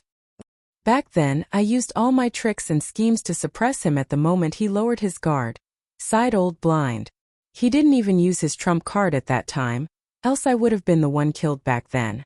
"Tan Xiu, do you know how many years that old Daoist has lived? Isn't he from the same era as you?" asked Tan Xiu in surprise. "He's at least twice as old as me." Old Blind shook her head. "Twice?" Tan Xiu's complexion slightly changed. He clearly remembered Old Blind's age, which should be about 120 years old. So to say that Daoist Qiankuan was at least 240 years old? No wonder he's so powerful. Old Blind man, even you aren't his match. What level has his cultivation reached now? His cultivation had reached the late stage of golden core back then, and it's very likely that he would break through to the nascent soul stage in the future. But after being suppressed in the abstrusine place for so many years, I found that his strength was much weaker than before when I saw him again. His power was only at the early stage of golden core. Otherwise, I would have been killed by him last night. Early stage of golden core? A cold light flashed in Tan Xiu's eyes. If Daoist Qiankuan's cultivation had reached the late stage of golden core, he wouldn't be able to contend with him even with his current strength. But he was at the early stage of golden core, and it shouldn't be a problem to kill him if he used some of his trump cards. Old Blind, I need to know where that Daoist Qiankuan is now. Old Blind slightly furrowed her brows. Although her eyes couldn't see Tan Xiu, her special ability allowed her to clearly see Tan Xiu's expression. She shook her head and sighed. It's very difficult to kill him with just these people you brought. Let's wait and see. We'll join hands to kill him when my injury is completely healed. There's no need to wait. Tan Xiu confidently said, I dare to find him now, so I have the ability to kill him. Tell me. Old Blind hesitated for a moment and then helplessly said, I'll tell you since you've decided. He's in a place full of fiendish chi southwest of us. It's not far from here, probably within 50 kilometers. Southwest?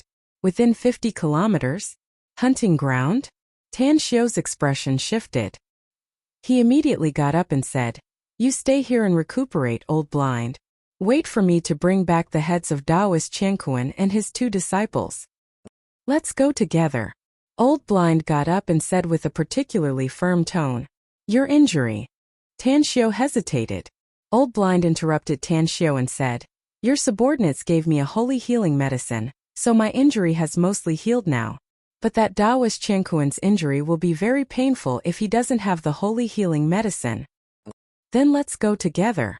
Tan Xiu could see old blind's firmness, so he no longer refuted.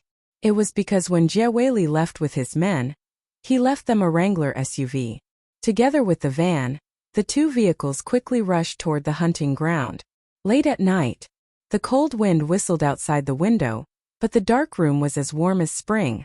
Taoist Qianquan was quietly sitting cross-legged on the bed to recuperate, while in the next room, Jin Sanchi's eyes flashed with killing intent as he watched Jin Sijie recuperating in front of him. He hated old blind Tan Xiu and even Tan Xiu's men to the bone. Years of planning had finally fallen through. His master appeared, yet he still returned with serious injuries. This hatred made him secretly determined to find an opportunity to kill Tan Xiu, as well as those bastards who obstructed him from reaching the Immortal Tao, begging for a guaranteed monthly vote at the beginning of the month. Chapter 662. In another 2-story Western-style building, Gesangjer, dressed in loose training clothes, stood by the window with his hands clasped behind his back. His eyes were unfocused, and it was obvious that he was thinking about something. Behind him, there were 2 lethargic old men with their heads lowered, their eyes looking down at their noses, as if they were 2 statues. "I need answers." Gesangjer suddenly turned around and his eyes fell on the 2 old men as he spoke with a solemn tone. One of the old men slowly raised his head and rolled his eyelids, saying, "This is a big gamble. If we win, our Venom sect will have endless benefits, and if we lose, we'll be consigned to eternal damnation. You're our Venom sect's sect master, so we'll naturally follow all your decisions." Gesangjer angrily said, "Fifth uncle, sixth uncle." Gesangjer angrily said, "Both of you are the most senior members of our Venom sect, and the only 8th-generation disciples who have survived until now. How can I arbitrarily decide such a big matter? We still haven't found out the details of that Tan Xiu yet. If he really has a terrifying force behind him, those old fogies can just pat their butts and leave, but we have our own sects, families and businesses, so we can't retreat unscathed." "Then let's just wait and see," said the old man indifferently. "I have a feeling that this game between cultivators has just begun, and it's hard to tell who will win and who will lose in the end. That little you girl told me something a few days ago, and I think it's very reasonable." Gesangjer's expression slightly shifted and he quickly asked, "What did she say?" "A red heart, 2 hands to prepare," said the old man. "You mean?" Gesangjer stared blankly for a moment and was surprised. "That's right," said the old man. "Since our Venom sect doesn't have the qualifications to get involved, why don't we stay out of it and benefit from both sides? Those 8 sects in the Celestial Sect of Wonders staked everything on one throw, and did their best to help Jin Sanchi and Jin Sijie. In the end, those 8 old fogies all died in battle, and many of their families' elites also died. But the result? I don't believe that Jin Sanchi and Jin Sijie would so easily pass on their cultivation arts to those 8 sections. I think you should send someone to secretly find Tan Xiu and pass the news that those 3 old Taoists are here. I think that with Tan Xiu's intelligence, he should be able to understand that we are trying to befriend him. If Tan Xiu wins the game between cultivators, we'll be able to obtain his friendship. If we pay a little more, we might be able to obtain some unexpected benefits. If Tan Xiu loses, it won't affect us." Gesangjer's eyes sparkled as he gave a thumbs up and praised, "Fifth uncle, you're really astute." Just now, he was purposely keeping them in suspense. This idea couldn't be any better. "I'll send someone to contact Dunn later." Before he could finish his sentence, the headlights of the cars outside the hunting ground shone on the windows of the building they were in. The 3 of them quickly moved and looked out of the window. Who would come so late at night? Gesangjer frowned and muttered. The old man who had just spoken raised his eyebrows and said thoughtfully, "No matter what happens later, we can't step out of this room. Like I said, wait and see." "Do you mean Tan Xiao is coming, fifth uncle?" Gesangjer was surprised. "Just keep watching and you'll know," said the old man. Boom! The hunting grounds gate was smashed open by the Wrangler off-road vehicle and roared into the hunting ground. For security guards in the security room had just rushed out of the room when they were silently knocked out and dragged back to the security room. As the two cars stopped in front of the guest building, Tan Xiao and Old Blind got off together. "Daoist Qiankuan, Jin Sanqi and Jin Sijia. If you three master and disciples are not cowards, then get the fuck out here for this, father. Else I'll destroy this small building and let you eat a few mouthfuls of ashes." Tan Xiao grabbed the spirit spear and instantly released his spiritual sense, locking the three master and disciples in the two rooms. Bastards! The moment Daoist Qiankuan, who was recuperating, opened his eyes, he angrily destroyed the window and instantly appeared in front of Tan Xiao and the others. Jin Sanqi, Jin Sijia, and even the elites of the 8 forces of the strange doors also came out of the building and stood behind Daoist Qiankuan and his disciples. Tan Xiao sized up Daoist Qiankuan and sneered, "You're an old man who doesn't die. Daoist Qiankuan, you've lived for more than 200 years, yet you shamelessly schemed against my people. Are you tired of living?" Daoist Qiankuan squinted his eyes and scrutinized Tan Xiao. Then he slowly said, "You're Tan Xiao?" "That's right." Tan Xiao straightforwardly replied. Daoist Qiankuan shook his head as though he was looking at a dead man. His eyes then shifted to Old Blind and sighed, "Old Blind, it seems you've really become this little bastard's lackey. If it weren't for my disciple's injury, how could I have let you escape last night? You're courting death today, so don't blame this old Daoist for being ruthless." Old Blind was silent for a few seconds and then slowly said, "That brat Tan Xiao didn't listen to this old Blind's advice and insisted on coming to seek revenge. Since I have something to ask of him in the future, I naturally can't just ignore it. If worst comes to worst, I'll give up my life here today and drag your soul to perish together with me." Tan Xiao slightly furrowed his brows and lightly said, "Old Blind, you're not allowed to act unless I can't hold on anymore." "Tan Xiao!" Old Blind shouted in a low voice. Tan Xiao waved his hand to interrupt her and said in a deep voice, "Shut up if you want to have a place to retire in the future. I know what I need to do." Having said that, Tan Xiao crazily poured his primal chaos force into the pitch-black spirit spear. After many days of refinement, Tan Xiao had completely refined this spirit spear. What made him pleasantly surprised was that this spirit spear was definitely a top-notch weapon. Even with his current cultivation, it was already very good for him to burst out 50% of the spear's power. Perishment chart, boundless spear array. Tan Xiao's body soared into the air as the spirit spear suddenly ignited with raging flames. Relying on the spear, Tan Xiao drew an array pattern in the air. After throwing the spirit spear into the air, the array instantly took shape and was activated in an instant. Within a radius of 100 meters, layers of illusory spear phantoms appeared. A surging airflow forced Old Blind, Moo, and the others to retreat dozens of steps, directly leaving the range of the spear array. Spear as the array, eye as the spring. Tan Xiao instantly appeared at the array's eye as a steady stream of primal chaos force crazily gushed out, instantly turning the radius of 100 meters into a raging sea of fire. An offensive array? Daoist Qiankuan's complexion greatly changed, while Jin Sanqi and Jin Sijia also looked horrified. It was not that the three of them, master and disciples, didn't know anything about arrays, but they knew very little about it. Never in their dreams had they ever thought that someone in this world could actually arrange such an array. In a flash, the world in front of the three of them, master and disciples, suddenly changed.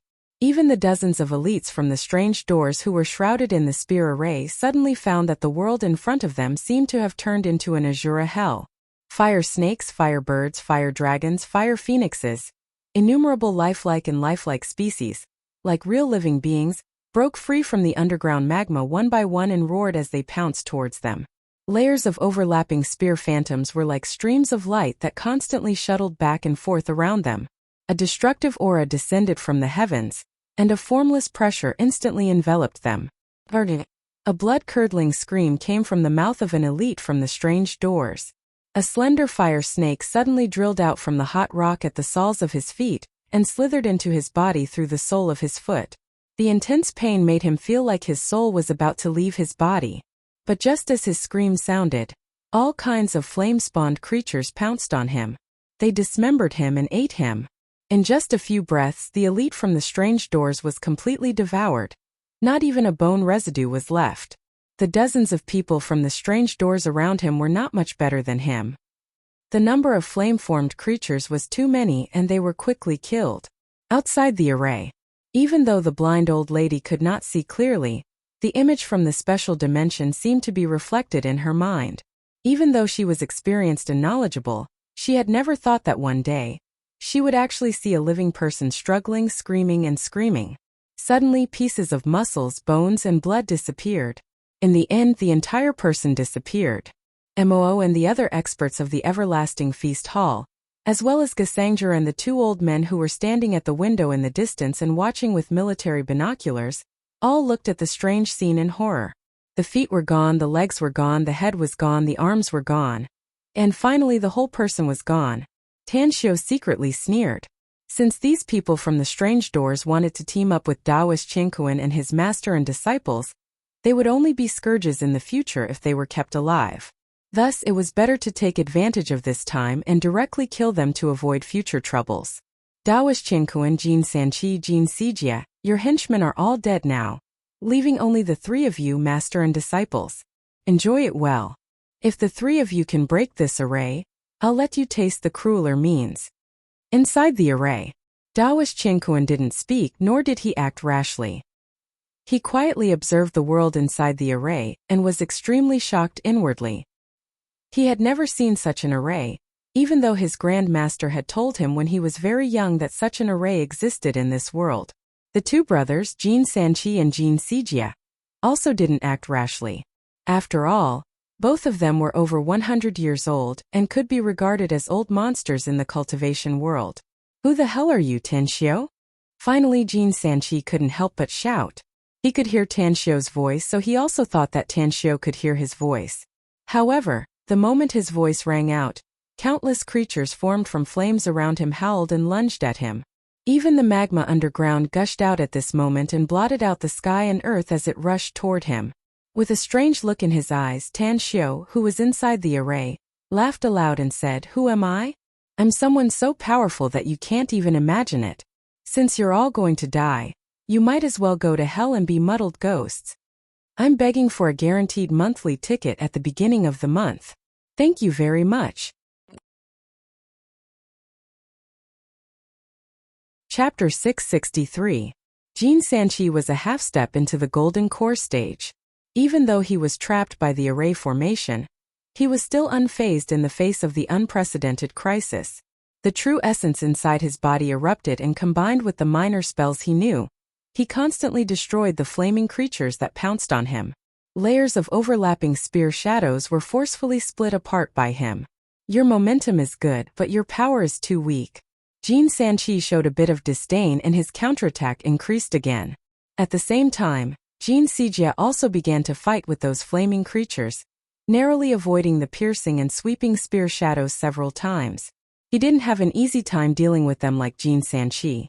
After all, he was now seriously injured. Even if there was residual holy healing medicine in his body, the effect was not particularly significant. Kill and destroy. But Jin Sijia's injury was getting more and more serious. Finally, the moment two flaming snakes wrapped around his ankles, a spear shadow pierced through his waist. Amidst his angry roar, the injury that pierced through his waist brought him a devastating blow. Countless flaming creatures and even more spear shadows followed. "Brother, avenge me." Jin Sijia bled from his 7 orifices, but it immediately evaporated in the heat wave.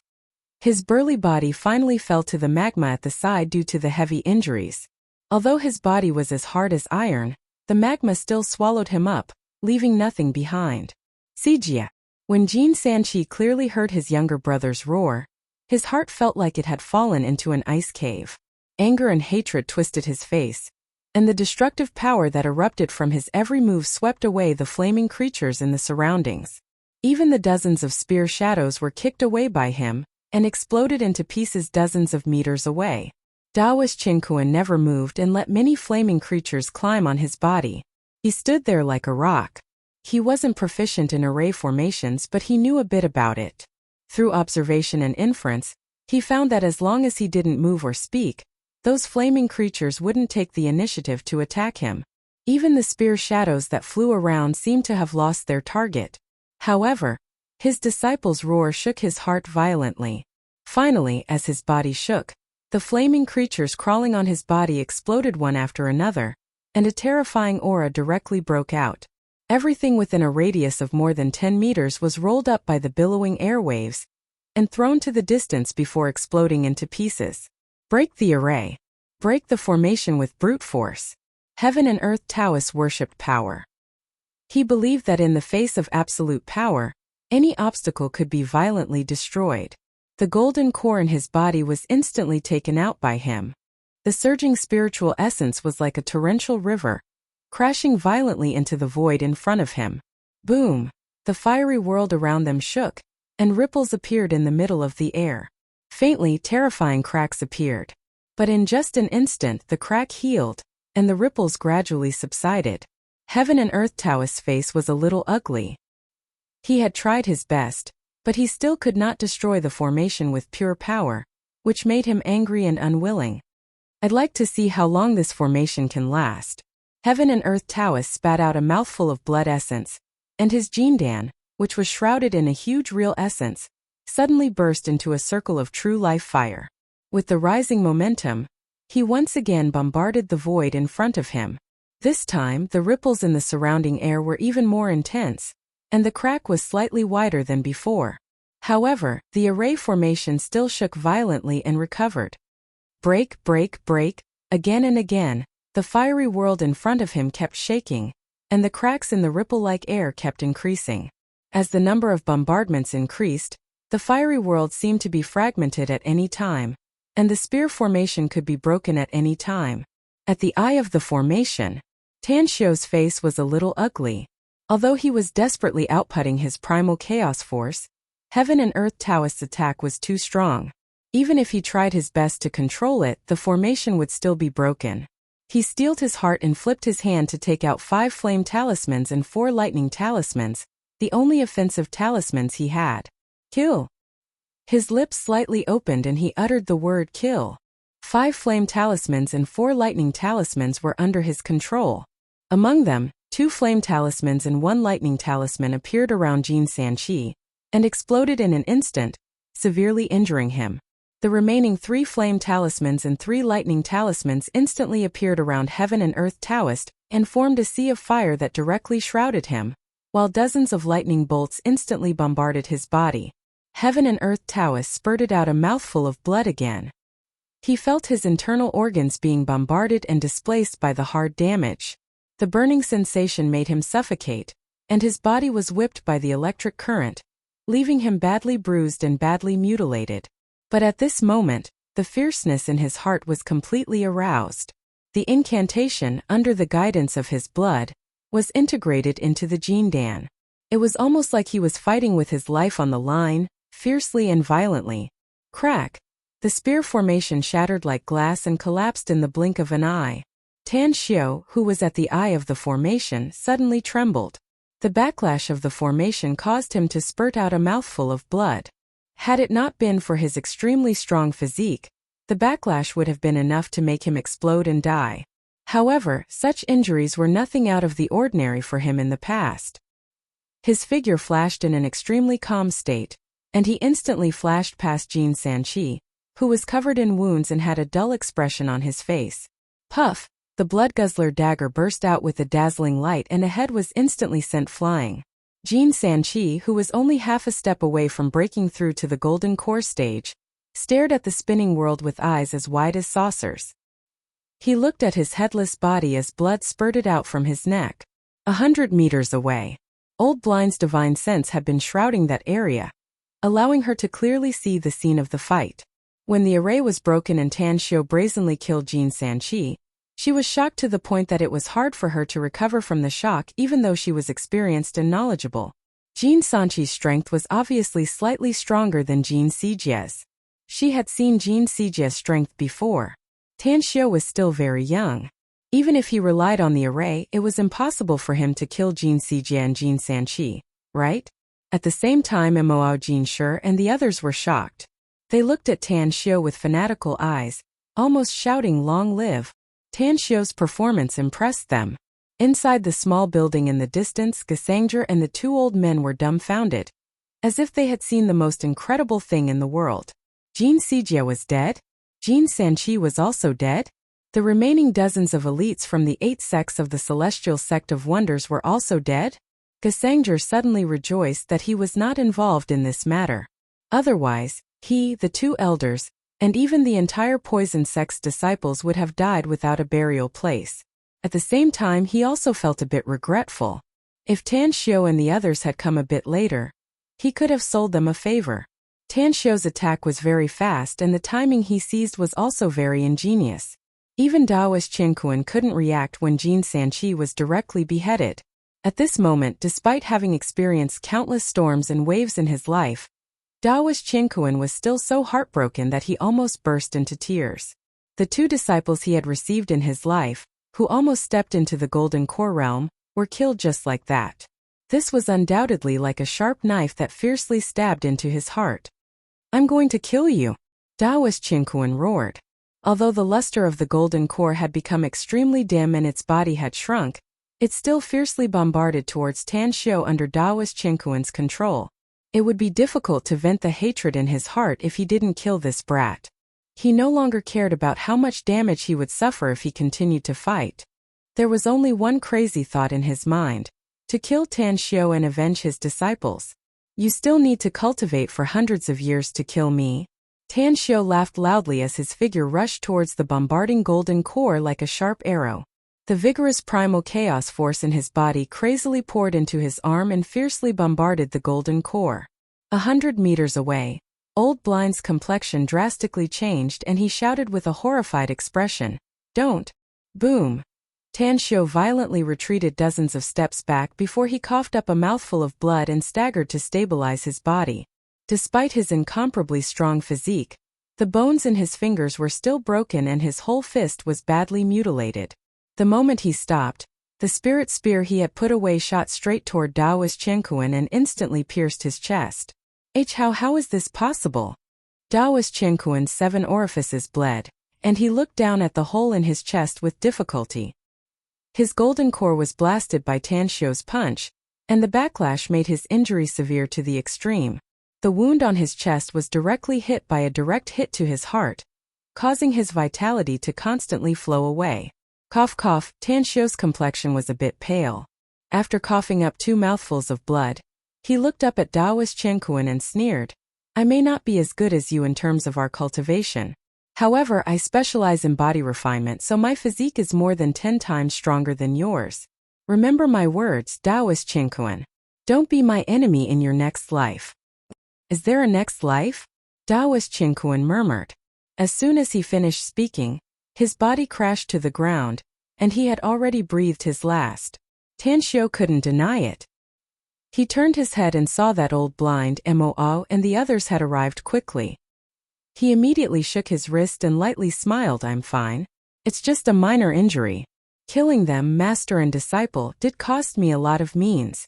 But now that they've been eliminated, I don't have to worry about them anymore." "How can you be so strong, Tan Xiu?" Old Blind murmured.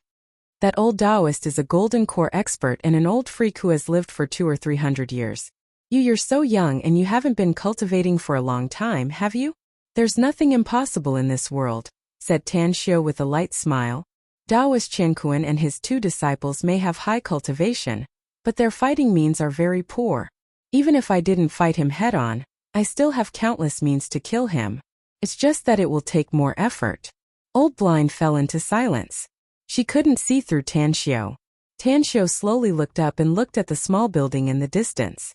Then he said in a clear voice, "Gesangjer, as the owner of this hunting ground, shouldn't you come out to greet the guests? Begging for the minimum monthly vote support at the beginning of this month." Chapter 664. Inside the two-story building, Gesangjer's breathing stagnated. When he turned to look at the two old men beside him, he found that both of them nodded to him at the same time. After a while, Gesangjer and the two old men appeared in front of Tan Xiu and the others. Looking at the corpses on the ground, Gesangjer wryly smiled with a complex expression and said, "I didn't expect that you're also a cultivator, Mr. Tang. Nor did I expect that you have such a powerful strength. It seems that my previous worries were groundless." "I didn't expect that Master Gesangjer would turn out to be someone from the strange doors," said Tan Xiu lightly. "Your status should be quite high, right? I'm the sect master of the Venom sect, but I've never participated in the disputes of other forces. We've never provoked anyone while staying in Khanas all these years. Mr. Tang, if you're dissatisfied with the people from the strange doors, please don't direct your anger at our Venom sect. Daoist Qianquan, Jin Sanqi, and Jin Sijier insisted on staying here, but I don't have the guts nor the ability to drive them away. The crime of shielding is also one of the criminal laws in today's society," said Tan Xiu with a faint smile. "Please forgive me, Mr. Tang, but how can you not stoop to our level?" Gesangjer spread out his hands. "It's easy for me not to stoop to your level," said Tan Xiu with a faint smile. "I'm very dissatisfied with the forces from the strange doors that Jin Sanqi and Jin Sijia have won over. I won't pursue your responsibility if you can make up for your mistakes and eliminate all those people from those forces." Gesangjer's expression moved and he suddenly cupped his fists and said, "Gesangjer is willing to serve Mr. Tang." "Serve? Not to make up for my mistakes." Tan Xiu's mind raced and he immediately saw through Gesangjer's thoughts. He let out a faint smile and slowly stretched out 3 fingers, saying, 3 years. "If your Venom sect's performance satisfies me within 3 years, I don't mind letting you go further." "A probation period?" Gesangjer's eyes lit up and he respectfully said with a bit of excitement, "I, Gesangjer, and the entire Venom sect behind me, will always serve you, Mr. Tang. No matter what orders you have, as long as it is within our capabilities, we will definitely do our best to accomplish it." A smile outlined on the corner of Tan Xiu's mouth as he nodded and said, "Then let's kill all the people from the strange doors involved in this incident first. He's a Moa. I'll have him stay behind with a few people to assist you. 10 days later, I hope that everyone from those forces will go to hell." Yes. Gesangjer did not know the strength of Moa and the others, but since they could follow Tan Xiu, they must also be cultivators. With the help of several cultivators, it would be a piece of cake to uproot the 8 families. Subsequently, Tan Xiu was not in a hurry to leave. Instead, he stayed in the hunting ground to heal his wounds. Although his injuries weren't too serious, they weren't light either. Especially the backlash caused by the spear array being broken. His entire internal organs were burning with pain. If he didn't treat his injuries soon, it might leave behind hidden dangers. Noon of the next day, when Tan Xiu came out of the room, Mo told him that Old Blind had left. Before leaving, he told Mo to tell him that he would come to Shanghai's Everlasting Feast Hall in June. "Our Venom sect is ready, boss." At lunchtime, Gesangjer arrived in a hurry. "Since you're ready, then let's get started," said Tan Xiu. "Remember, don't leave any hidden dangers behind, and don't make too much noise. After all, it's a new society now." Gesangjer nodded cautiously. In fact, he knew what to do even without Tan Xiu's instruction. He didn't dare to kill the people of the 8 families with great fanfare in the current situation where the media was very well informed. His Venom sect was adept at assassinating people with poison and killing them in an invisible manner. "Boss, I've figured it out. Those 8 Strange Doors clans are very powerful. What should we do after killing them?" asked Jin Shi all of a sudden. Tan Xiu looked at Jin Shi with a strange expression. He suddenly grinned and said, I think Jin Shi is a good guy. He's very quick-witted. I think we'll leave this matter to him. You go back with me." Moa was very brave, but he was a bit lacking when it came to considering things. Upon hearing Jin Shi's words, he realized that he wouldn't be able to solve the subsequent problems. Hence, he let out a hollow laugh and nodded without saying anything. "Jin Shi, contact my grandpa personally if this matter involves the officialdom. I think he can solve it," continued Tan Xiu. "If it involves the business sector, contact Kongxia personally and she'll take care of it." Remember, those who should be killed must be killed. Don't be soft-hearted. I understand, Jin Shi respectfully replied. In the evening, Tan Xiu arrived at Jia Weili's horse farm in Kanas. After seeing Jia Weili coming out to greet him, Tan Xiu got off the car and smilingly said, "Brother Jia, I'll be freeloading dinner here tonight." "You're most welcome," said Jia Weili with a clear and loud laugh. Tan Xiu nodded with a smile and said while walking, "I've troubled Brother Jia this time to run to the deep mountains and forests, so I can't express my gratitude verbally. After dinner I'll give you a big gift. Just take it as my thanks to you." "Brother Tang, you don't need to be so polite since we're friends," said Jia Weili with a straight face. "I, Jia Weili, fancy you as a person, not your money, wealth and things." Tan Xiu shook his head and smilingly said, "The gift I'm giving you is something that money and wealth can't buy. Alright, don't decline it. Let's finish dinner first." "Alright, I'll send someone to prepare it now." Jia Weili was a bit expectant and excited. He already knew that Tan Xiu was a cultivator, so he felt that the gift Tan Xiu gave him was something that countless ordinary people could only dream of. Sure enough, after dinner, Tan Xiu taught him a simple qi-nourishing cultivation technique. This cultivation technique couldn't make ordinary people become cultivators, but it could prolong their lifespan and strengthen their physique. Furthermore, this cultivation technique was very easy to cultivate. Tan Xiu even wrote a prescription for Jia Weili, telling him to take the medicinal herbs according to the prescription and take the medicated diet.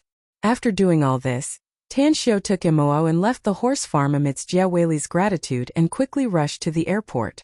What made him helpless was that the Kanas airport had stopped all flights due to the weather. Tan Xiu didn't want to waste time here, so he took a bus with Mo and rushed to the Beijing railway station overnight. "All the train tickets are sold out, boss." Mo came out from the ticket booth with a helpless expression. The new year had just passed, and it was the peak period for students to go out to study and workers to work. "It's 2 a.m. now, so it seems we can only leave this place and find a hotel nearby to stay. We'll leave tomorrow morning," said Tan Xiu. Mo nodded silently. Suddenly, his eyes flashed and he hurriedly said, "Boss, maybe I have a way to buy train tickets. Please wait a moment." Tan Xiu watched Mo leave quickly and secretly whispered to several youngsters in the corner a dozen meters away. Then, he handed out some money and returned with 2 train tickets. "It's a ticket scalper, boss. We need to transfer to Ning Province." After the bumpy train ride, Tan Xiu and Mo rushed to Ning Province. It was already evening by the time they arrived. Fortunately, they bought a sleeper so they didn't feel tired at all. Afterward, they rushed to the Ning Province airport without stopping. After buying the tickets, they smoothly boarded the plane to Shanghai. Strange, why is there no one?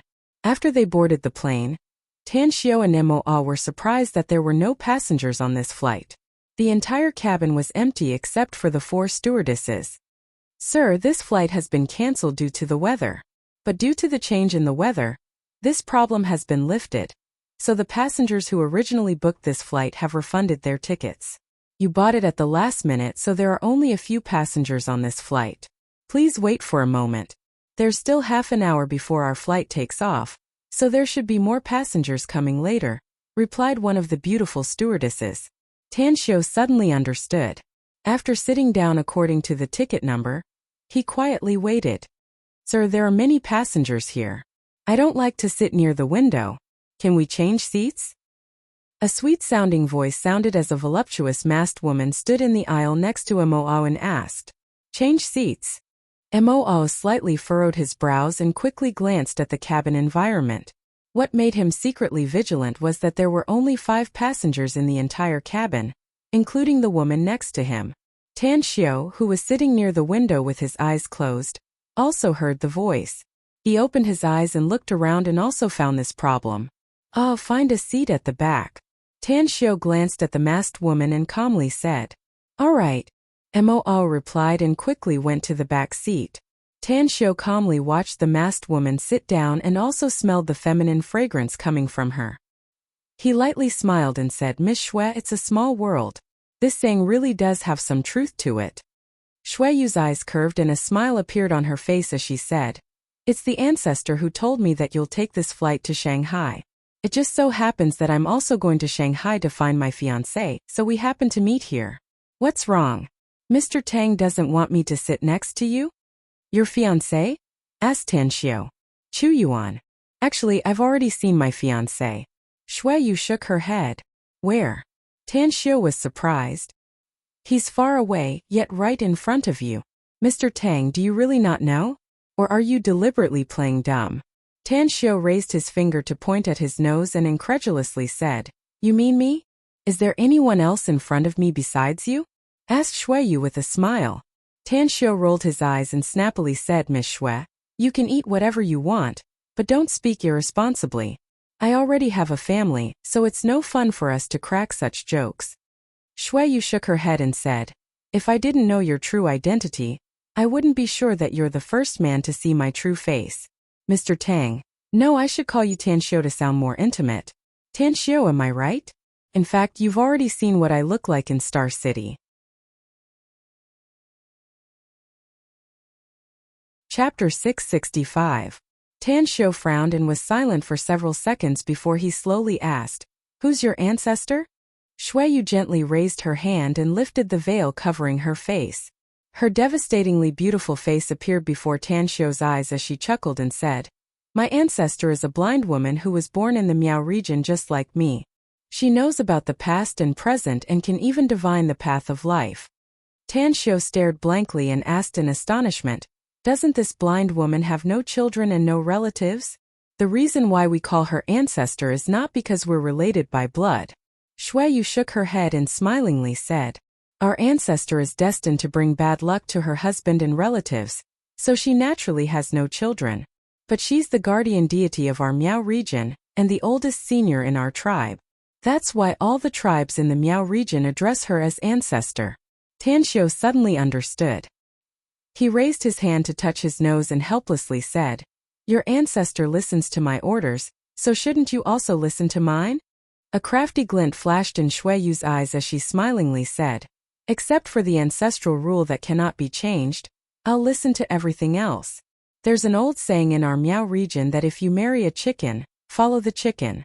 You'll be my husband from now on, and I'll do whatever you want me to do. Stop. Tan Xiu felt like he was stuck by a piece of gummy candy and quickly said, Rules are dead but people are alive. The rules passed down by the ancestors need to be broken by the later generations. Miss Shui, I really have a girlfriend and we have a very good relationship. I don't think you want to be a third party with your qualifications, right? That's why I think Chu Yuan is the most suitable for you. Chu Yuan is not suitable for me. Shui Yu shook her head. Having said that, she slowly took out a small porcelain bottle and poured out a black pill from it. Then she said again, According to our tribe's rules, I only have two choices if you don't want to accept me. First, I can kill you. Second, I can commit suicide. Ever since I learned your identity, I've realized that I can't kill you. So there's only one option left for me now, suicide. Tan Xiu frowned and said, If you want to die, then commit suicide. Shui Yu's eyes darkened. Her slender fingers pinched the black pill, and she directly put it into her mouth. At that moment she slowly closed her eyes. Tan Xiu was dumbfounded. He'd already identified the effect of the black pill through its smell, and it was absolutely a highly toxic medicine. Not to mention an ordinary person, even a cultivator with a low cultivation would die upon consuming it. Bang! Tan Xiu's palm patted Shui Yu's chest. Although the softness made him feel very elastic, he did not have the slightest evil thought at all. As the chaotic force entered Shui Yu's body, it controlled the black pill that was about to melt in just half a second. The moment he pinched Shui Yu's cheek, the black pill flew out of her mouth. Stupid!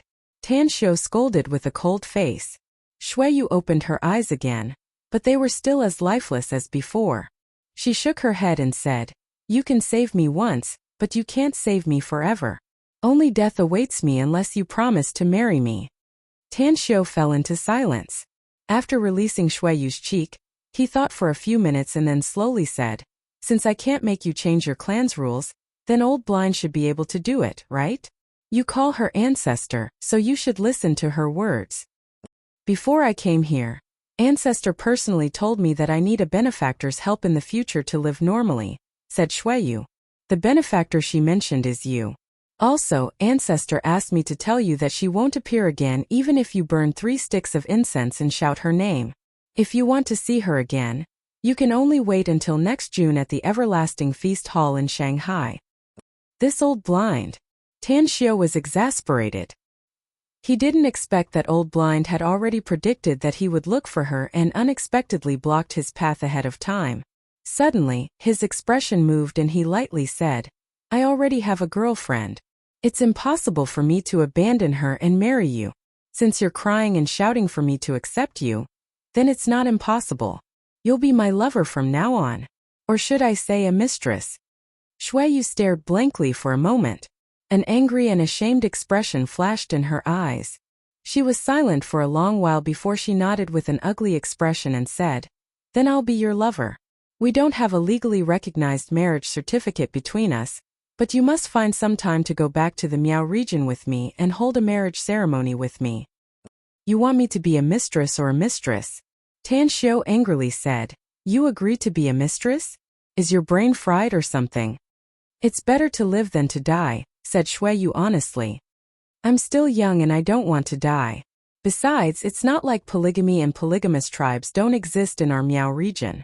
In ancient times there was also the rule of having 3 wives and 4 concubines, which I can accept. Fuck. Tan Xiu was truly speechless and completely defeated by Shuiyu's reasoning. He had seen the problem of having 3 wives and 4 concubines many times. Back in the Immortal world, countless Immortal world powerhouses had countless immortal companions and immortal concubines. Even for ordinary people in those empires, the emperors had 3 palaces and 6 courtyards and 72 concubines, while countless princes and nobles had groups of wives and concubines. Men in some countries even used the number of women they had as proof of their ability. But this was Earth. Furthermore, this was the new era of the 21st century. How could such a feudal mentality be so terrible that even a woman like Shuiyu couldn't avoid it? After the plane took off, Tan Xiu turned his head to look at Shuiyu and said, I don't care what you think. But since you want to be my lover, then don't affect my normal life. I still want to live the life of an ordinary person, so our relationship can't be known by others. I'll give you a house when we arrive in Shanghai, and you can live there later. You can't look for me unless I take the initiative to look for you. Of course, if you think it through and want to leave me, you can leave me directly. You don't even need to call me. No problem. Shuiyu nodded. Tang Xiu still wanted to earnestly persuade her, but when he saw her cold expression, he immediately lost the mood to do so. He didn't want to talk to her, so he directly closed his eyes and slept. At the Shanghai airport, when Tan Xiu came out of the airport with Mo and Shuiyu, Qinan had already received a call from Mo and had been waiting outside for a long time. It's been hard on you, boss. Qinan's face was glowing. She looked several years younger than the first time Tan Xiu saw her. Now she looked to be in her late 20s at most. Her appearance was even more beautiful than before, and her figure was also more outstanding than before. Not bad. It seems that you've gotten a lot of cultivation resources. Tan Xiu nodded and said, but don't take too many elixirs. You still need to be down to earth in your cultivation, and lay a solid foundation. Else, it'll be very easy for you to suffer from qi deviation if your cultivation level rises too fast. Qinan's complexion changed and she immediately replied with a solemn expression, Understood. This subordinate will keep it in mind. Tan Xiu didn't speak again and followed Qinan to the parking lot outside. He then boarded the car and went straight to the Blue Star Villa complex. After Qinan left, he looked at Shuiyu, who followed him, and lightly said, There are many guest rooms on the first floor. You can choose one to stay in. I'll take you to your new residence tomorrow. I want to live with you, asked Shuiyu. The number of times we've met is less than 5 fingers, said Tan Xiu with a dissatisfied expression. Do you think it's appropriate to live with me now? Even if we're lovers, there must be a gradual process to slowly cultivate feelings, right? Since we're lovers, desire should be more important than feelings. Shuiyu shook her head. Also, I won't feel at ease if you don't want my body. Nonsense. Tan Xiu didn't have the slightest desire, so how could he want Shuiyu's body now? He reprimanded her in a low voice and turned to walk to the second floor. As for Mo, although it was his first time here, he seemed to be familiar with the place and quickly found a room. On the second floor. When Tan Xiu walked into his bedroom and saw Shuiyu following him, he was at a loss whether he had to cry or laugh. Hey Jade Beauty, you don't have to be so persistent, do you? Can't you just give me a break? A few days? Just a few days. You women have a few days of discomfort every month, but we men also need to take a break. You should have heard it from your swindling ancestor, right? This trip to Kana's is absolutely a narrow escape from death. It's not easy for me to recuperate and come back. Can't you just let me take a break? This alright. Shuiyu hesitated for a moment before she took a few steps back and left the room. Then she directly pushed the opposite door and went inside. Bam, the door was closed and Tan Xiu walked to the bed with a helpless expression. He directly lay down on it and cursed inwardly. What a dog-skin plaster living ancestor. It seems like I'm affected by the heavenly Tao here? Could it be that I was hurt by love in the immortal world so I came back to earth to compensate me? Otherwise, there shouldn't be so many love tribulations. Tan Xiu recalled the scene when he was in the immortal world.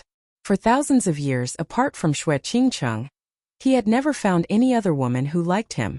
Logically speaking, he had an illustrious status in the immortal world with a terrifying cultivation base. Didn't they say that beauties loved heroes? Why didn't he do so at that time? He was not sure. In fact, he did not consider this aspect when he was in the immortal world, especially after he had Xue Qingcheng. His whole heart was on Xue Qingcheng, and other women simply could not enter his eyes. How could he know that when he was in the immortal world, there were more than hundreds of millions of women who adored him? But when he returned to Earth because of his mother, he had to consider the relationship between men and women. He had to consider marrying a wife and having children.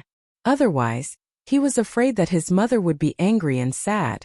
On this night, Tang Xiu didn't cultivate. Even though his injuries had healed, he was still quite tired after running around and tossing around all day long. He took a simple bath and changed into clean clothes. Just as he was about to go to bed, someone knocked on the door again, and Shuiyu's sweet voice came from outside the door. Tan Xiu, I need a change of clothes.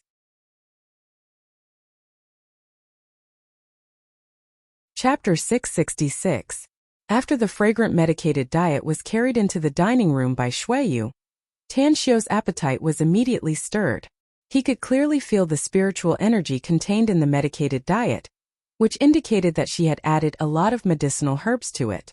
Did you buy it this morning? Asked Tan Xiu in astonishment as he felt his whole body warm after drinking a bowl of medicated diet. I once lived in Shanghai for some time, so I know a Chinese medicine store that opens early, said Shuiyu. I originally had some money left, but I spent all of it buying medicinal herbs. These medicinal herbs are not cheap, are they? Asked Tan Xiu. It's not that much. Shuiyu nodded and said, I bought 12 million yuan worth of medicinal herbs, but it can only be used to make a medicated diet for half a month. Such a small pot of medicated diet is only a few 100,000 yuan. Clang. In the corridor outside the dining room, the flower pot was accidentally knocked over by Zhang Xinlan. She didn't mean to eavesdrop on the conversation between Tan Xiu and Shuiyu, but the content nearly made her drop her jaw.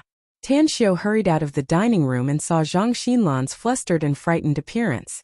He instantly understood that she had heard Shuiyu's words. He forced a smile inwardly and quickly comforted her. Are you all right, Aunt Zhang? You can throw this flower pot away after it's broken. You must get treatment quickly if you're injured. Looking at Tan Xiu's amiable and approachable appearance, Zhang Xinlan's restless heart eased a lot. She shook her head and said, Thank you for your concern, Mr. Tang. I'm fine. I'll go out and buy an identical flower pot. Don't worry, I'll pay for it myself. You don't need to pay for it yourself, Aunt Zhang. Tan Xiu waved his hand and smilingly said, Just deduct it from my living expenses. Don't treat yourself as an outsider if you want to work here in the future. Zhang Xinlan gratefully looked at Tan Xiu and hurriedly took the tools to clean up. Just as she was about to clean up and watch Shuiyu go to the kitchen to wash the dishes, she quietly came to Tan Xiu's side and hesitantly said, Mr. Tang, I know you're very rich, but you should save as much money as you can. Isn't the money you saved? Tan Xiu couldn't help laughing. He could guess the reason why Zhang Xinlan said that from the way she stealthily glanced at the kitchen several times. He immediately said with a smile, Aunt Zhang, Shuiyu used to be very rich, at least in the hundreds of millions. She might have been used to spending lavishly in the past, so she couldn't change her character in a short time. But don't worry. I will definitely educate her well in the future and guarantee that she will become a good wife and mother. A good wife and loving mother type of lover, Zhang Xinlan muttered in her heart, but she still nodded in relief. She was just a nanny, so she had a sense of propriety. Today, reminding Tan Xiu was the best she could do. Soon after, Tan Xiu went out with Shuiyu and went to the nearby shopping mall to buy a lot of clothes and daily necessities. Then he drove to the most prosperous Binjiang Avenue in Shanghai and entered the once top luxury villa residential area in the country, Thompson Villa. The interior decoration of the double-story duplex villa was extremely luxurious, with all kinds of household appliances. The villa was regularly cleaned by the property's cleaning staff every week. When Tan Xiu opened the door with the key, he found that the inside was unexpectedly spotless and everything was neatly arranged. This place is good. You're the man who has invested the most in his lover. Shuiyu walked around the villa and found that she was very satisfied with this nearly 200 square meter mansion, be it the floor or the view from the window. Tan Xiu forced a wry smile and said, "Don't be sarcastic, okay? I don't have many properties in Shanghai, and the other one is a bit far from the downtown area, so I can only let you live here. If you have a better place, you can choose to move away." Shuiyu raised her brows and said, "Why would I move away from the mansion my man gave me? You can treat me as a canary and treat me as a good wife and a loving mother later." Tan Xiu didn't want to discuss this issue with Shuiyu, so he waved and said, "All right, you can live here later. I still have to rush to campus, so I can't accompany you. Just call me directly if there's anything you need." "All right." Shuiyu gently nodded. After leaving the Thompson Villa complex, Tan Xiu hurried to Shanghai University. It had been a few days since the start of the semester, yet he hadn't appeared on campus. Han Qinggu had called him several times during this period, expressing her dissatisfaction. Today was Thursday. Although he didn't have any classes in the morning, he still had to rush to campus to see Han Qinggu. He also had to call his dormitory brothers at noon. Since the luxury sedan was left to Shuiyu, he took a taxi to the gate of Shanghai University and saw several luxury supercars driving inside. Not only did the security guards at the gate not stop them, but they also saluted them with smiles on their faces. Which family's second-generation silk pants are they from? Tan Xiu sighed inwardly and walked inside. Along the way, many students greeted Tan Xiu, while Tan Xiu also responded to them one by one. He was, after all, a celebrity at Shanghai University, and nearly all the teachers and students knew him. "Han Qinggu, I Songzizong love you. Marry me. I promise I'll love you with all my heart. I'll love you forever and ever." The loudspeaker was placed on a yellow supercar with a handsome young man holding a bouquet of roses standing next to it. Nearby, there was also a young man in front of 3 other supercars. Each of them was hugging a graceful girl, smiling as they watched the courtship scene. Tan Xiu's pace came to a halt. He looked up at the teaching building in front of him and a smile outlined on the corner of his mouth. He really wanted to tell the courtship young man not to be blind to Han Qinggu, but when he thought that the second-generation silk pants was not a good person, he immediately dispelled the idea. Originally, he was anxious to go to the teacher's office in the teaching building to cancel his leave with Han Qinggu, but when he saw such a wonderful courtship scene, he immediately dismissed the idea. Instead, he walked to the big tree at the side and leaned there with his arms crossed, looking at Han Qinggu running out of the building with a faint smile. At this moment, Han Qinggu was wearing jeans, a white goose-down coat, and a coffee-colored scarf around her neck. However, her expression was very angry, and her eyes seemed to be able to spit fire. She ran to the young man holding a large bouquet of roses and scolded him. "Song Zizong, are you done yet? You came to my house to make trouble, and now you even came to my campus to make trouble. Do you believe that I won't call the police?" With a sincere expression, Song Zizong directly knelt on one knee in front of Han Qinggu, and swiftly took out a heart-shaped red box from his pocket. He opened it to reveal the sparkling diamond ring that was at least 2 carats and said, "Qinggu, I've really fallen in love with you. I've been deeply attracted by your graceful bearing ever since you drove away those 7 thugs in front of me. I swear that I love you with all my heart. Please give me a chance, I'll definitely make you happy. Marry me. I'm sorry. Han Qinggu coldly refused. You're just a pretty boy with powdered hair and a powdered face in my eyes. You don't have any masculinity at all. You can't give me any sense of security, and I don't have any feelings for you either. If you're done, then quickly get the hell out of Shanghai University. I won't give up. No matter how much time, power, money, or action I have to spend, I'll pursue you, said Song Zizong seriously. Feelings need to be cultivated, and I firmly believe that my efforts will make you open your heart. Sooner or later, you'll be able to accept me. Han Qinggu was exasperated. She raised her fist at Song Zizong's handsome face, but she didn't punch it. After thinking for several seconds, she suddenly said, "It's fine if you want to pursue me, but don't use this kind of despicable means to court me. I'll give you a chance if you promise me a few conditions." Song Zizong's eyes lit up and hurriedly asked, "What conditions?" "Let alone a few conditions, I'll agree even if you have thousands of conditions." "First, don't bother me in the near future," said Han Qinggu. "Unless you can train your muscles to the point that you can knock down several thugs by yourself. We'll talk about the second condition after you've fulfilled the first condition."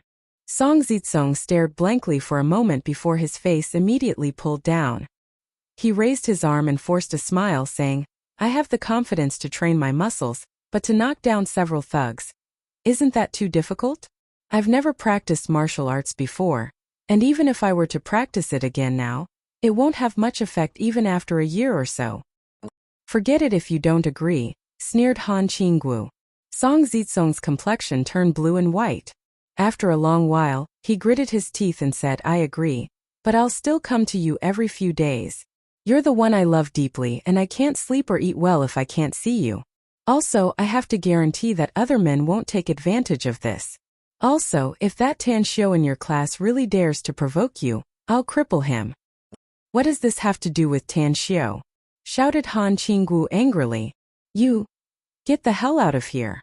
Hatred and jealousy flashed in Song Zizong's eyes as he said, "I know that Tan Xiao is very famous, and you're quite close to him. But you're the woman I love, and I won't let him off if he dares to have any bad thoughts." "Fuck off," snapped Han Qinggu. Not far away, Tan Xiao was at a loss whether he had to cry or laugh as he looked at Song Zizong. Never in his wildest dreams did he expect that the scene where he was supposed to woo Han Qinggu would suddenly involve him. However, he didn't take Song Zizong's threat to heart at all. Before figuring out the cause and effect of Xue Qingqing's betrayal, he would never have the slightest relationship with Han Qinggu. On the other hand, once bitten by a snake, twice shy. He also didn't feel like entangling with this woman. As long as Song Zizong didn't have a screw loose and really find trouble with him, he would also be too lazy to care about him. After all, he didn't care about a boy without the strength to truss a chicken even if his family background was better. A few minutes later, for supercars left, Tan Xiao looked at Han Qinggu, whose face was faintly pale with anger. He put down his arm and walked over with a playful expression as he caught up with Han Qingwu's departing figure. "You're quite popular, Teacher Han. You even have a lot of pursuers chasing you to school."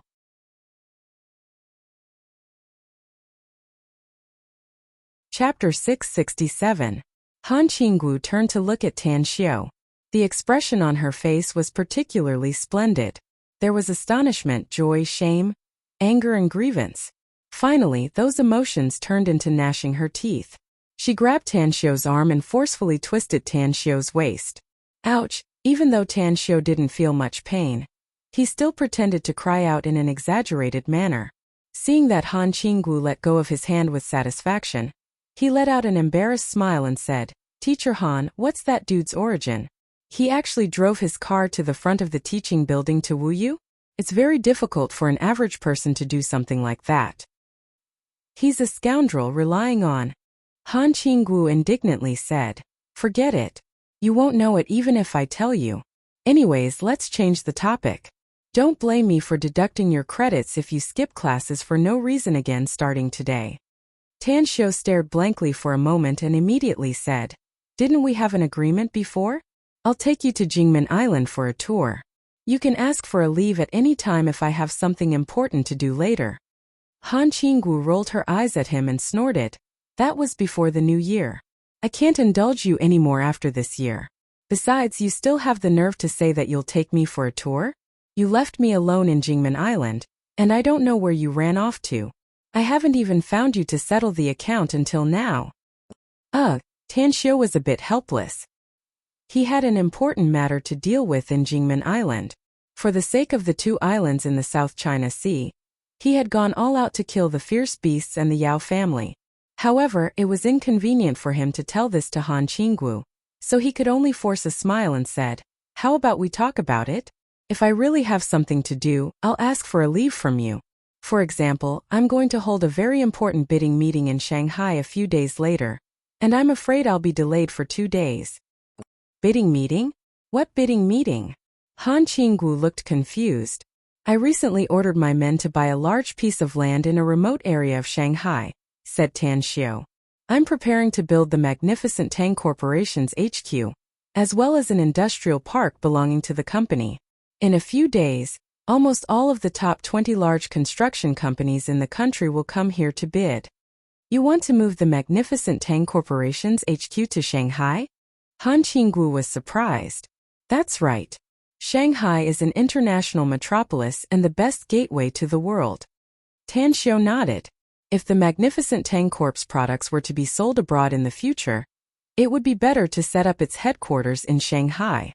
Teacher Han, I must personally participate in such an important matter. If you don't approve my leave, I'm afraid I can only skip classes. You can't bear to see me get expelled from Shanghai University for skipping too many classes, right? Han Qinggu hesitated for a moment before she coldly snorted and said, "Remember to write me a leave slip when the time comes and hand it to me personally." Tan Xiu was overjoyed and immediately flattered. Teacher Han is so understanding and reasonable.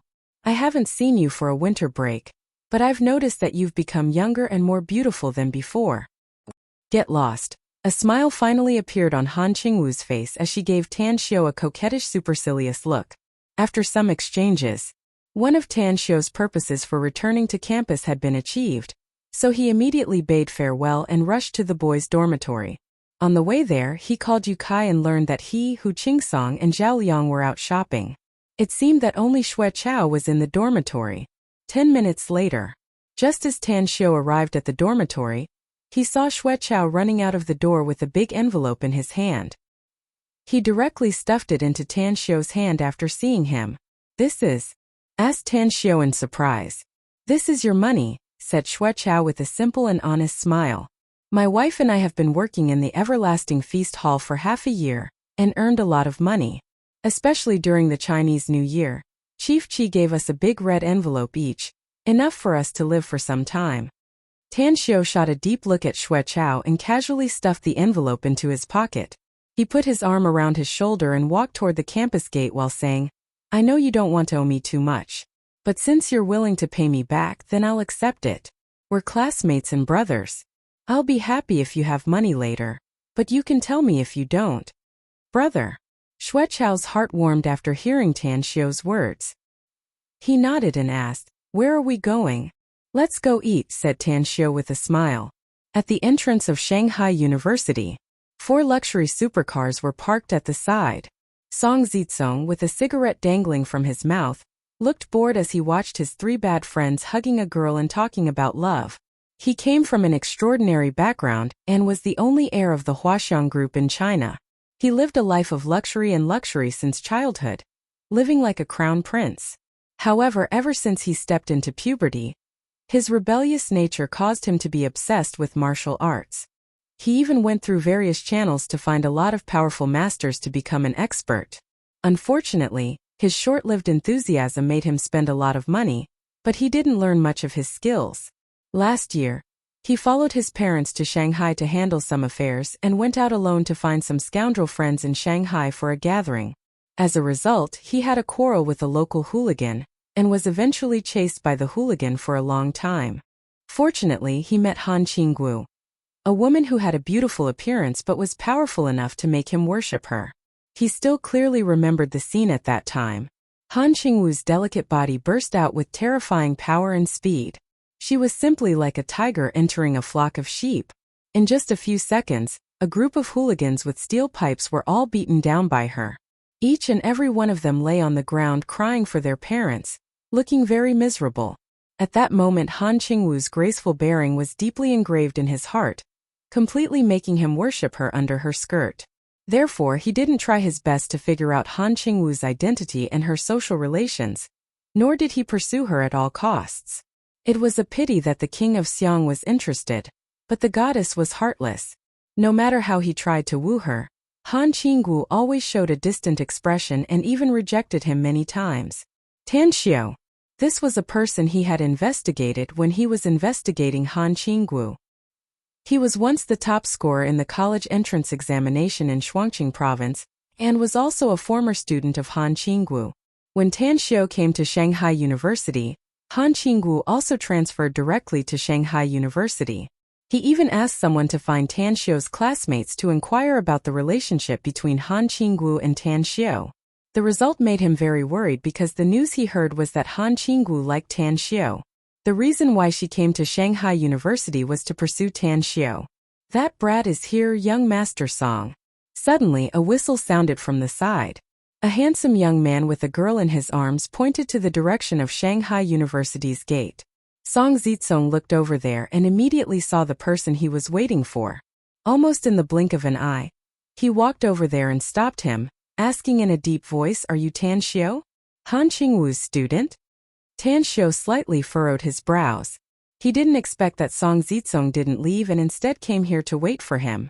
Although he didn't know why Song Zitsong was targeting him, he was sure that it was definitely related to Han Qingwu. "That's right, it's me." Tan Xiao gave Xueqiao a reassuring look and calmly replied. "Since it's you, then let's make a deal," sneered Song Zitsong. "I'll give you 1 million, and you'll never pester Han Qingwu again. Also, I'll add another 1 million if you're willing to drop out and disappear from Shanghai. How about it?" Tan Xiao hated Song Zitsong's overbearing attitude, but he didn't even have the desire to beat this rich second generation, who didn't know the immensity of the heavens and earth. He bypassed Song Zitsong and didn't feel like dealing with him anymore. "Stop right there, surname Tang," Song Zitsong angrily shouted. Tan Xiao slightly furrowed his brows. He turned around and indifferently said, "I want to know something. Do you have no confidence in yourself? Or do you want to play dirty tricks? I'll tell you in advance that I'm not short of money. Maybe your father's money is not as much as mine. Yo. There's actually such a crazy guy in Shanghai University. Do you know how much money young Master Song's family has? Do you know how many listed companies young Master Song's father controls? Most importantly, do you know who his father is?" Haha. A young man pushed away the girl in his arms and walked over with a cigarette in his mouth. "Who are you?" asked Tan Xiao. The young man coughed and casually tidied his clothes. He then smilingly said, "I'm a local bully in Shanghai, and there are only a handful of people I don't know among the rich second generation and the second generation of officials. Don't laugh. I'm not trying to scare you. I just want you to be afraid and back off. Then my friend from the other side won't have to deal with you. The less trouble, the better." "Who are you?" Tan Xiao sneered. Tang Xiao sneered, "A local bully? What's your name?" Song Zitsong sneered and interjected, "You haven't even heard of him, yet you still dare to touch a woman like Han Qingwu? You're really courting death. Do you know the Xinyang Group? He's the future successor of the Xinyang Group, Zhang Zitao." "The Xinyang Group?" A strange expression appeared on Tan Xiao's face as he looked at the young man and asked, "Are you Zhang Yueming's son?" The smile on Zhang Zitao's face froze. He slightly furrowed his brows and said, "You're not qualified to mention my father's name. I'll spare you this time, but I'll make you regret it if you dare to say it again in front of me." Tan Xiao suddenly smiled. His smile was particularly bright, making Zhang Zitao baffled. He looked at Tan Xiao as he took out his mobile and dialed a number. What a poser! Zhang Zitao rolled his eyes. He folded his arms and leaned on the luxury supercar behind him, looking like he was watching a play. Tan Xiao dialed Zhang Yueming's cell phone and immediately turned on the loudspeaker. The phone rang a few times before Zhang Yueming's hearty laughter came out. "Brother Tang, have you returned to Shanghai? Gu Chongmin told me a few days ago that he's waiting for you to come back, so that he can hold a welcoming dinner for you. Zhang Zitao's expression instantly froze. His mouth slightly opened and an incredulous look appeared on his face. He was more familiar with his father's voice than anyone else. Tan Xiu looked at Zhang Zitao with a faint smile and then said in a neither fast nor slow manner, "Zhang Yueming. Someone just told me that I'll regret it if I dare to say this name. Since when did you become so powerful that you don't even let people mention your name?"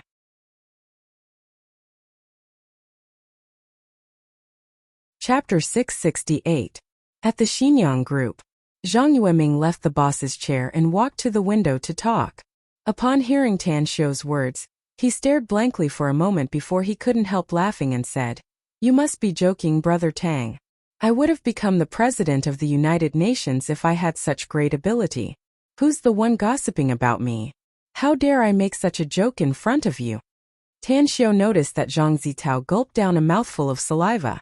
The smile on his face turned a bit thicker as he said, "Who else dares to gossip about me other than your precious son? Even if you and Brother Gu want to hold a welcoming dinner for me, I don't dare to go, and I can't go either. Your son is now blocking me at the gate of Shanghai University with his hardcore brother. He's the local tyrant of Shanghai, threatening me and wanting to clean me up. I'm really scared now." Zhang Yueming's expression instantly turned extremely marvelous. Threatening Tan Xiu? Cleaning up Tan Xiu? Zhang Yueming recalled the various means Tan Xiu used in the past. A chill instantly rushed up his spine. Never in his wildest dreams did he expect that his son would provoke Tan Xiu one day. It's a misunderstanding. It's all a misunderstanding. Brother Tang, if that little bastard is disrespectful to you, you can slap him hard and let him know that his elders need to be respected. Just wait for me, I'll rush over now. Hearing the tension in Zhang Yueming's voice, Tan Xiu immediately said with a smile, "You don't need to come over, Brother Zhang. Your precious son is listening by your side. How about you talk to him on the phone?" "This might as well."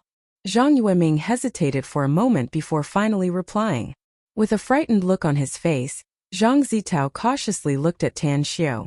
Before taking the mobile phone from Tan Xiu's hand, he first bowed to Tan Xiu in public. Then he took the phone and said with a bitter expression, "I'm sorry, Dad. Although I heard Song Zitsong mention the name Tan Xiu before, I didn't think he was the Tang, Uncle Tang that you always talk about. If I knew it was him, even if I was given 100 guts, I wouldn't dare to meddle in other people's business." When Zhang Yueming heard his son's voice, he immediately cursed, "You good for nothing. Even if it's not Brother Tang, you can't just casually bully others. Your wings have hardened, haven't they? You dare to run amok now? When you apologize to your Uncle Tang, your attitude must be sincere. And it must come from your heart. You scoundrel, you don't learn anything good from day to night. You're just fooling around with your pack of scoundrels. Wait and see how I'll deal with you later." Zhang Zitao's expression was ugly. He wasn't afraid of anything except the old man at home. He was right. Although he had heard Song Zitsong mention Tan Xiu's name a few times before, he had never thought of this man in front of him. In the past 6 months, the name that he had heard the most from his father's mouth was this lord's name. "Dad, I will apologize immediately." Zhang Zitao didn't hang up the phone. Instead, he took it and bowed to Tan Xiu again, saying, "Uncle Tang, I didn't expect that I would be so disrespectful to you. You are a magnanimous person. The Prime Minister is magnanimous, so don't lower yourself to my level. I know I'm wrong. You can beat me if you want to vent your anger." At the side, Song Zitsong was shocked by this sudden change. He was tongue-tied and dumbfounded as he watched the 180-degree reversal of the plot. His heartbeat sped up and he felt that his bones were a bit cold. He was crystal clear about the Zhang family's strength. It was a very powerful force in Shanghai. How could Zhang Zitao suddenly turn into a docile little sheep in front of Tan Xiu? There was also Zhang Yueming. His words were full of worry, as if this guy in front of him was a great figure. Could it be that he also has a powerful background? Even a big shot like Zhang Yueming was afraid of him? Upon thinking up to there, Song Zitsong immediately regretted it. He should have investigated Tan Xiu's background before coming here. Tan Xiu looked at Zhang Zitao, who was sincerely apologizing. The words Uncle Tang echoed in his mind. He was not as old as this Zhang Zitao in front of him, right? He was actually a generation older than him? Tan Xiu slowly raised his hand and looked at Zhang Zitao's pale face. Then, he gently patted his shoulder and lightly said, "A lot of rich second generations and officials' children don't know how to keep a low profile and are immature enough. As a result, they bring disaster to their family and implicate the whole family. You should be more careful in the future. You're already so old, so it's time for you to mature. Alright, let's end this matter here." After saying that, he took back his mobile and smilingly said, "Brother Zhang, it's said that a tiger father won't beget a dog son. I believe your son will have great achievements in the future. But in terms of education, you'll have to put more effort into it." Zhang Yueming, who had just taken the mobile, had already heard his son's apology and Tan Xiu's words. He let out a hollow laugh and helplessly said, "Brother Tang, it's all my fault for being negligent. There have been too many business matters in recent years, so I haven't disciplined this child Zitao a lot. But you can rest assured that I'll discipline him well in the future. I'll strive to make him mature as soon as possible so that he can take over my position and let me relax for a few more years." "Alright then." Tan Xiu laughed. "Alright then. I'll look for Brother Gu to have a meal with you later." After hanging up the phone, Tan Xiu looked at Song Zizong. At this moment he found that Song Zizong lowered his head and didn't speak. Then he shook his head and said, "You're Song Zizong, right? I don't care who your father is, nor do I care how powerful your family is. Just remember my words. If you really like a woman, then use your sincerity to move her and melt her with your love. Using threats to deal with someone you think is your rival in love is simply stupid. Get lost and don't be an eyesore in front of me."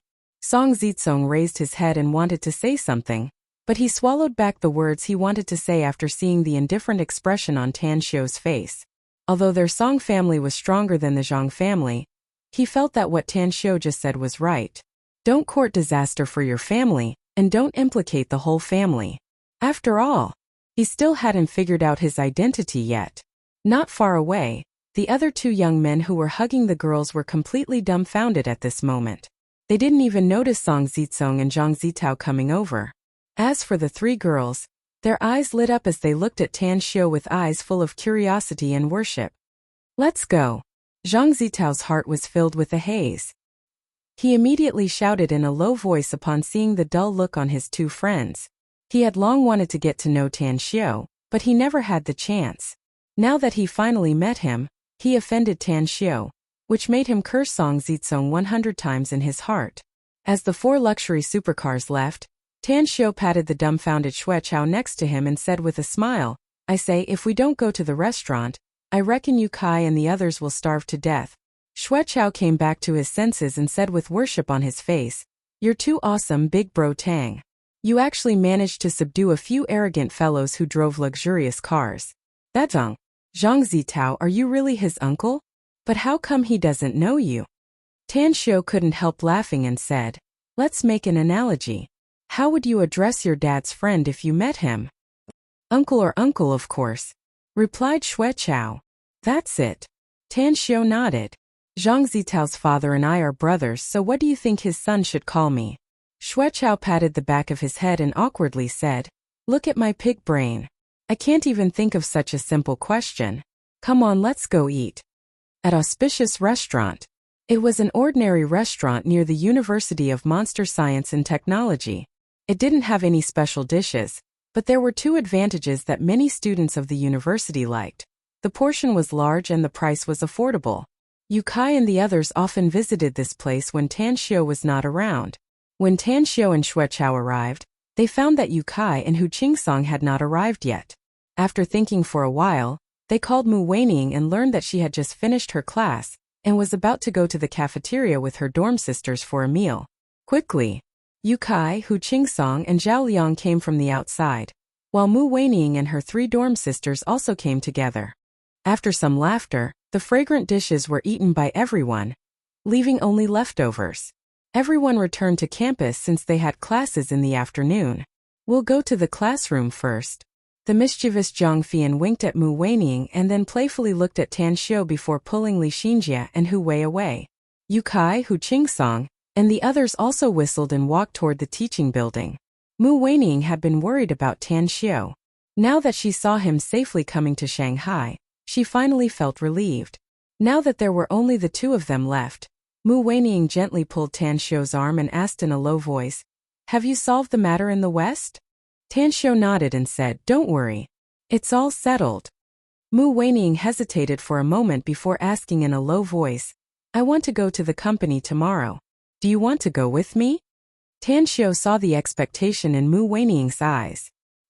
He hesitated for a moment before nodding and said, "Let's go together then. Tomorrow happens to be Saturday, so there's no class." Mu Weining looked happy and the smile on her face turned thicker. She chatted with Tan Xiu for a while and then left in a hurry. When Tan Xiu came to the classroom, Yu Kai and the others naturally teased him for a long time. The two classes in the afternoon ended in a very relaxed state. Tan Xiu didn't go back to the dormitory with Yu Kai and the others. Instead, he directly left campus and returned to the Blue Star Villa complex. During the afternoon class, he received a text message from Immortal. He learned that the power generator had been transported to Shanghai and was now moved to the villa in the Blue Star Villa complex. Generating electricity to temper his body was a method that Tan Xiu had thought about, but he had yet to test it until now. Now he urgently needed to try it. If it was effective, it would definitely become an important subject for him to train his subordinates. However, to Tan Xiu's surprise, he saw a very unexpected guest before he even entered the house. Even after seeing him, Tan Xiu faintly felt a headache. He really didn't want to see this person if he could.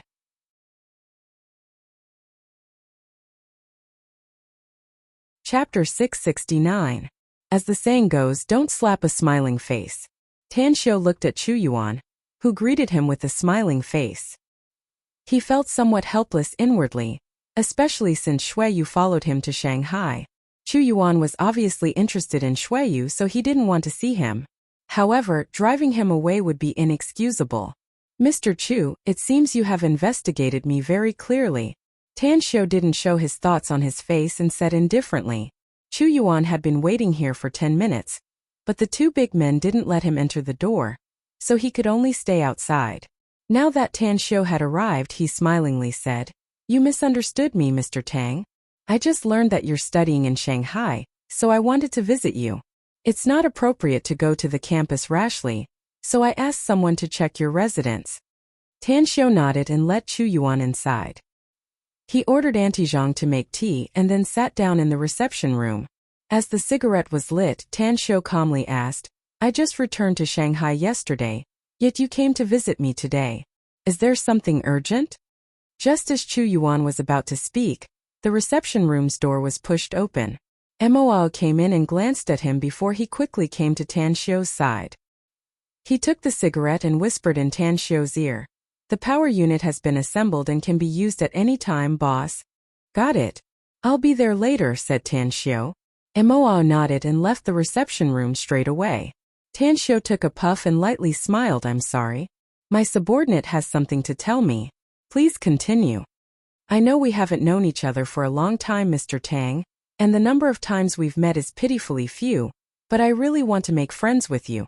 My father has taught me since I was a child that one is marked by the company one keeps. Being friends with capable people will bring me a lot of pressure, but it can also make me constantly improve." Having said that, he took out something wrapped in yellow satin cloth from his pocket. He got up and put it on the tea table in front of Tan Xiu and said again, "This is a small object I've collected for many years. It's a small gift for you, Mr. Tang." Tan Xiu squinted his eyes and said with a faint smile, "According to Mr. Chu's identity and status, this little gift is probably not simple, right? As the saying goes, don't accept rewards without pains. If you're still hiding your true intentions, I don't think we can be friends. Instead, we'll have some conflicts." Chu Yuan stared blankly for a moment before he forced a wry smile and said, "It seems that Mr. Tang has seen through my thoughts. That's right, I came here for 3 main reasons. First, I sincerely hope that I can be friends with Mr. Tang. We live in a society of human relationships, and the more friends we have, the more options we have. Second, I have heard of some changes that have happened in the strange doors. These changes seem to be related to Mr. Tang. I want to protect a person. She used to teach me for a period of time. She can be considered as half a master to me. Tan Xiu raised his eyebrows and asked, "Who?" "Ling Long Chess Saintess," answered Chu Yuan.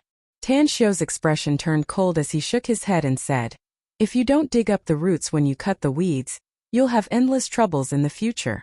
Though I'm very curious as to why she left the Kana's hunting ground and didn't die in my hands, she's still an enemy. Let me ask you something, Chu Yuan. If someone uprooted the Imperial Garden and killed all your relatives, would you be able to let go of this blood feud?" Chu Yuan stared blankly for a moment before he bitterly shook his head and sighed. "Since you've put it this way, I'm afraid I'll be ungrateful if I'm still entangled in this issue. She's going to die, and I'm not your opponent, so I can only do something within my power, such as the old, weak, and young of her family." Tan Xiu looked at Chu Yuan's probing eyes and indifferently said, "You must know what's more important if you don't want to stir up trouble. I don't care if the Imperial Garden is the Tai of the 3 styles or the 6th style, but it's best not to meddle in this matter. Of course, I'm not that unreasonable. It's good for the surviving members of the 8 families to be ordinary people." Chu Yuan shot a deep look at Tan Xiu and said with a straight face, "I understand. Tell me your third purpose," said Tan Xiu. "I heard that Mr. Tang came to Shanghai with Jade Beauty?" asked Chu Yuan. Tan Xiu suddenly grinned. He stood up and walked toward the door of the reception room. While walking, he said, "The Imperial Garden has been in Shanghai for so many years. You really have a deep foundation and many eyes and ears. Such a trivial matter can't escape your eyes. Since you've come here, you should have found that Shueyu's veil is gone, right?" Chu Yuan's heart trembled and a sense of oppression grew inside. Although he had seen the photos of Tan Xiu and Shueyu leaving the airport and was deeply attracted by Shueyu's stunning appearance, it was just a guess and he didn't dare to be 100% sure that it was Shueyu. But now that he got confirmation from Tan Xiu, he knew that he didn't have a chance. Even if Tan Xiu didn't want Jade Beauty, it was likely that she would never be with him again given her character and the rules of her clan. His heart ached faintly, but he felt powerless about this result. Following behind Tan Xiu, he suddenly said with a slightly pale face, "Mr. Tang, you should be very clear about my feelings. Jade Beauty and I have known each other since childhood, and can be regarded as childhood sweethearts. But since she has made her choice, I respect her decision. I just hope that you'll treat her better in the future." Just as Tan Xiu was about to enter the hall, his footsteps suddenly came to a halt. He turned to look at Chu Yuan with a slightly unwilling expression and said with a light smile, "Shueyu is nothing in my eyes. I wanted to drive her away and stop her from pestering me, but I failed. If you can convince Shueyu to leave me and never see me again, maybe I can accept your friendship." "What?" Chu Yuan was shocked and a sense of shame involuntarily arose inside him. The woman he wanted to pursue turned out to be so unimportant in the eyes of others? He was proud and conceited, but he was a bit disheartened at the moment because of a woman. "I'm sorry, but I don't have the ability." Chu Yuan took a deep breath and said with a bitter face. Tan Xiu shook his head and turned back to continue walking, saying, "I still have something to do, so I can't send you off, Mr. Chu. I believe you already know where Shueyu lives, Mr. Chu. You can find her at any time if you want to see her later." Having said that, he passed through the living room and came to the front of a door in the opposite corridor. After pushing the door open, he saw that everything else in the room had been cleaned out, except for the power unit installed inside. 2 arm-thick wires were connected and sealed with a plastic seal. Chu Yuan didn't leave despite hearing Tan Xiu's order to leave. He followed to the door and was immediately stunned when he saw the scene inside. After hesitating for a moment, he still followed inside. "You're still not leaving?" Tan Xiu took off his coat and turned to look at Chu Yuan. Chu Yuan spread out his hands and forced a smile. "Mr. Tang, you haven't seen the gift I gave you. I guarantee you'll like it." A trace of surprise was revealed on Tan Xiu's face. He was silent for a moment and then said, "Since it's a good thing, then I'll see it later. Do you see this thing? It's the world's most powerful power unit, up to 1.2 million kilowatts. The core equipment of this unit, the boiler, the steam turbine, and the generator are all the best in the world. Do you know what I'm going to use it for?" "I don't know." Chu Yuan shook his head, confused. "I'm not a clean freak, but I also like cleanliness," Tan Xiu said with a smile. "Using water to bathe is too boring, and I'm afraid it won't be clean. Do you think it'll be cool to use electricity to bathe?" Using electricity to bathe? Mr. Tang, you must be joking, said Chu Yuan with a smile. Anyone who can use electricity to bathe is simply an immortal. Tan Xiu shook his head and quickly took off his clothes, leaving only his underwear. Then he nodded to Mo in the room. Along with the start of the power unit, the two thick wires thrown on the ground slightly vibrated. Tan Xiu grabbed the ends of the two wires and removed the plastic seal on them. Suddenly, he felt the violent electric current energy escaping. Boss, 10,000 volts. Activate the strongest electric current state. Mo looked at the number on the display and said in a deep voice. Tan Xiu nodded and directly inserted the two thick wires into his chest. The violent electric current directly drilled into his body at this moment. What made Tan Xiu slightly furrow his brows was that the strongest electric current state of 10,000 volts only made his body slightly numb. His fingers and toes were a bit painful, as though they were bitten by ants at the same time. His Chu Yuan's eyes almost popped out of their sockets. He was very clear about the power and electric current issues. Once the strongest electric current state was connected to a human body, it would definitely be instantly electrocuted. However, when the electric current hit Tan Xiu's body, he turned out to be as if nothing happened to him? Double it, Tan Xiu said without changing his expression. Chu Yuan's heart trembled and he instantly revealed a horrified expression. Even though he was experienced and knowledgeable, he was still frightened by Tan Xiu's words and felt weak all over. Boss, 20,000 volts. Activate the strongest electric current state. Mo's expression was somewhat calm as he said after operating the power unit. Tan Xiu didn't remove the two wires from his body. He had already felt the more violent electric current drilling into his body. The electric current surged in his body. He could even clearly feel that some hidden impurities in his body were burned out by the electric current without him noticing. Moreover, his heartbeat increased by a beat, and his blood circulation speed was a little faster than before. That kind of numb feeling was also a lot stronger, causing the cell division of his body to accelerate a little. But only a little. Double it again, Tan Xiu said in a deep voice. Chu Yuan couldn't help but shiver and exclaim, "Don't." Mo ignored Chu Yuan and directly increased the power to 40,000 volts. The boss used his own body to experiment. He was somewhat looking forward to it because Tan Xiu had told him that once the plan to use electric current to refine the body was feasible, it would be of great benefit to cultivators like them.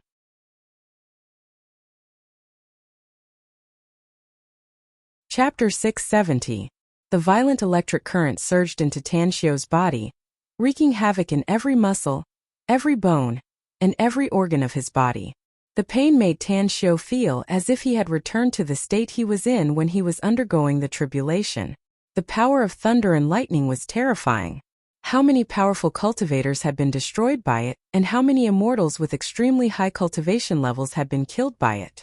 The power of nature, the energy of the universe, and thunder and lightning were definitely among the best of the destructive elements.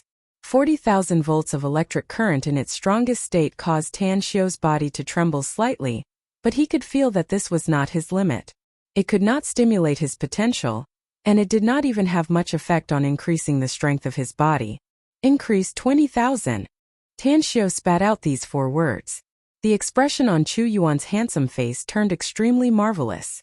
If an ordinary person were to be electrocuted by 40,000 volts of the strongest current, they would die in an instant. However, Tan Xiu's body only trembled a bit, as though it didn't hurt him at all. Even if this guy was a cultivator, there was no need for him to be so terrifying, right? Chu Yuan believed that he had seen countless unimaginable things in his life, but the situation in front of him was more outrageous than any he had encountered before. What he found most difficult to accept was that this guy actually claimed to be using electric current to take a bath. The highest current of 60,000 volts finally caused Tan Xiu's face to turn slightly pale, and some beads of sweat appeared on his forehead. But as soon as the beads of sweat appeared, they were evaporated by the high-voltage electricity. His hair stood up one by one, and his skin was faintly flushed. Pain. A heart-wrenching pain. But Tan Xiu forcefully endured the pain, and his heart was filled with intense surprise. This was because he found that his body was being tempered by the electric current. His muscles were injured by the electric current, but as chaotic force flowed through them, The injuries were rapidly recovering. His bones were constantly being tempered by the electric current, and they were becoming increasingly tough. What surprised him the most was that his internal organs were being stimulated. Under the stimulation of the electric current, his internal organs were operating nearly twice as fast as usual. But after being injured again and again, they were being nourished and repaired by the chaotic force again and again. He could even clearly feel that his internal organs were being tempered more and more. 100,000. Tan Xiu's eyes were slightly red, and his hands that were holding the wires were trembling slightly, but he still gave the order resolutely. You lunatic. Chu Yuan's body trembled as he staggered back a few steps, his back directly pressed against the wall. The way he looked at Tang Xiu was as though he was looking at a dead man. Sizzle. Tan Xiu's only underwear was ignited by the powerful electric current and burned to ashes. But whether it was the electric current or the burning trousers, neither caused much damage to Tan Xiu. Stung. This made Tan Xiu feel both pain and happiness. His nerves seemed to be cast from fine steel. His blood vessels seemed to be boiling magma. His streamlined muscles were jumping and trembling. But the moment a layer of gray substance appeared on the surface of his body, it was burned solid. Mo stood next to the power generator. His eyes were filled with fanaticism. He could clearly feel the high temperature in his boss's body. Seeing with his own eyes the boss's endurance, a strong desire arose in his heart to become stronger. He also wanted to become stronger, to become incomparably powerful. In the future, even if he had to bathe in electric current or lightning, he would be able to do it easily. Chu Yuan, who was leaning against the wall, gasped for breath. He felt that his heartbeat was rapidly increasing and his legs were sore as if all his strength had been sucked away. It was too terrifying. Was he still a human? Chu Yuan wanted to turn around and flee. He didn't want to stay with such a lunatic who didn't care about his life. He didn't want to be in the same room with such a terrifying monster. However, he couldn't take a step because he wanted to see the whole process of Tan Xiu's bath. He wanted to see the final outcome of this monster. Time passed by bit and 20 minutes passed in a blink of an eye. When Tang Xiu suddenly threw away the two thick wires, he burst into wild laughter and said, "Awesome! That's so damn awesome!" Mo strode forward and hurriedly asked, "How's the effect, boss?" Tan Xiu turned his hand and took out a set of clothes from his interspatial ring. After quickly putting them on, he said with satisfaction, "Not bad. Very good. I can feel my physical strength increasing. Order our men to buy at least 100 of these power generators for our daily training." "I'll contact the little boss later," said Mo happily. Tan Xiu nodded and looked at Chu Yuan, who was leaning against the wall. He found that his face was pale and his eyes were full of disbelief. Tan Xiu lightly smiled and said, "Mr. Chu, I just took a bath naked in front of you. It's really not elegant. But the taste is really good. Do you want to try it?" Chu Yuan gulped and desperately shook his head. "You're a lunatic. Only a lunatic would do such a thing. I won't try it even if you beat me to death." "A lunatic?" Tan Xiu couldn't help laughing and said, "Then forget it since you don't want to try it. It's just a pity. Bathing with electric current is very enjoyable." Chu Yuan took a deep breath and quickly adjusted his mood. Then he slowly said, "You're not taking a bath at all. You should be using electric current to refine your body." "All right, I won't tease you anymore." Tan Xiu laughed. "I'm indeed using electric current to refine my body. It's a pity that my strength is too poor and I can't use too strong electric current, else I'd really be electrocuted to death. However, sooner or later, the world's largest power station will become my bathhouse. Even if lightning strikes from the sky, it will be able to give me a back rub." Haha. People were in high spirits when encountering happy events, so Tan Xiu's attitude toward Chu Yuan turned better. Listening to Tan Xiu's words, Chu Yuan was rendered speechless by this lunatic. However, through another aspect, he was also deeply envious. He also wanted to have powerful strength to use electric current to refine his body, and to rub his back with lightning in the future. A cultivator. It was a role he had dreamed of becoming countless times. Unfortunately, the imperial garden had been passed down for several centuries, yet they still hadn't obtained any cultivation technique. Although his combat strength was good, he could only deal with some gangsters. He was still half a step away from being a martial arts grandmaster. Can I make a deal with Tan Xiao? I don't care how much I have to pay as long as I can get a cultivator's cultivation technique. The thought flashed in Chu Yuan's mind and he couldn't restrain himself any longer. His eyes were full of passion as he looked at Tan Xiao and said, Mr. Tang, what price do I have to pay to become a cultivator? Is money enough? Tan Xiao looked at him with a strange expression and then couldn't help laughing. Money is a good thing, especially in today's materialistic era. But do you think I'm short of money? Chu Yuan's breathing stagnated and he immediately forced a smile. You're indeed not short of money given your status and ability, Mr. Tang. This daddy is short of money. Tan Xiao couldn't help but roll his eyes. He didn't expect that such a shrewd person like Chu Yuan would be so ignorant. He just said those words to increase his bargaining power. He didn't expect that Chu Yuan would actually agree to his words. However, he was also reluctant to sell cultivation techniques. After all, the world's spiritual qi was thin and cultivation resources were scarce. Having more cultivators meant more competitiveness. He could see that Chu Yuan was a very ambitious person. Although he wasn't afraid of him, he thought that he shouldn't sell the cultivation technique to him for the time being in order to avoid trouble and prevent the cultivation technique from being widely spread.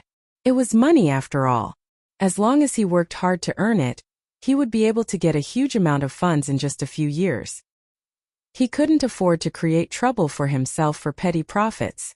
Tan Xiao waved his hand and smilingly said, Since you think I'm not short of money, then don't think about the deal. Maybe I can teach you a cultivation technique if I'm interested in it a few years later. But for now, no.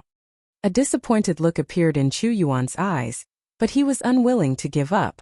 After pondering for a moment, he secretly decided that no matter what method he had to use, he must get a cultivation technique and become an expert as soon as possible. After all, Tan Xiao wasn't the only person in the world who had a cultivation technique. He believed that he could get it as long as he could afford it. Knock, knock. The door was knocked and a middle-aged man entered the room. Boss, Miss Ouyang is here. Tan Xiao stared blankly for a moment before he immediately nodded and said, Tell her to wait outside for a while. I'll come out later. A few minutes later, Tan Xiao came to the living room with Chu Yuan and saw Ouyang Lulu sitting with her legs crossed and eating a lollipop. A smile appeared on his face as he said, You're quite well informed, Lulu. How did you know that I've just returned to Shanghai? Ouyang Lulu jumped up from the sofa and glanced at Chu Yuan behind Tan Xiao. She immediately opened her arms to hug Tan Xiao and affectionately said with a smile, This young lady's magical power is boundless, so I knew that you've come back just by pinching my fingers. I haven't seen you since the winter vacation. Did you miss me? If you dare to say no, I'll make a scene for you. Tan Xiao patted her back and smelled her fragrance, saying with a smile, I missed you, all right? Ouyang Lulu was satisfied and released Tan Xiao. She tilted her chin toward Chu Yuan a few times and asked, Your friend? You can say so, Tan Xiao said with a smile. Ouyang Lulu extended her hand to Chu Yuan and coolly said, Hello, I'm Ouyang Lulu, the owner of Paradise Manor and also Tan Xiao's first wife. Imperial Garden, Chu Yuan. Chu Yuan was amazed by Ouyang Lulu's beauty, and was even more shocked by her last sentence. At this moment he finally understood why Tan Xiao didn't like Xueyu. Although Ouyang Lulu's appearance, figure, and temperament were not better than Xueyu's, they were not worse. Squeezing out a smile, Chu Yuan looked at Tan Xiao and said, Mr. Tang, I still have something to do, so I'll go first. If you have time later, feel free to visit the Imperial Garden. You haven't seen the gift yet, have you? Tan Xiao asked with a strange expression. Chu Yuan coughed dryly and said, You have a guest here, Miss Ouyang, so I won't stay any longer.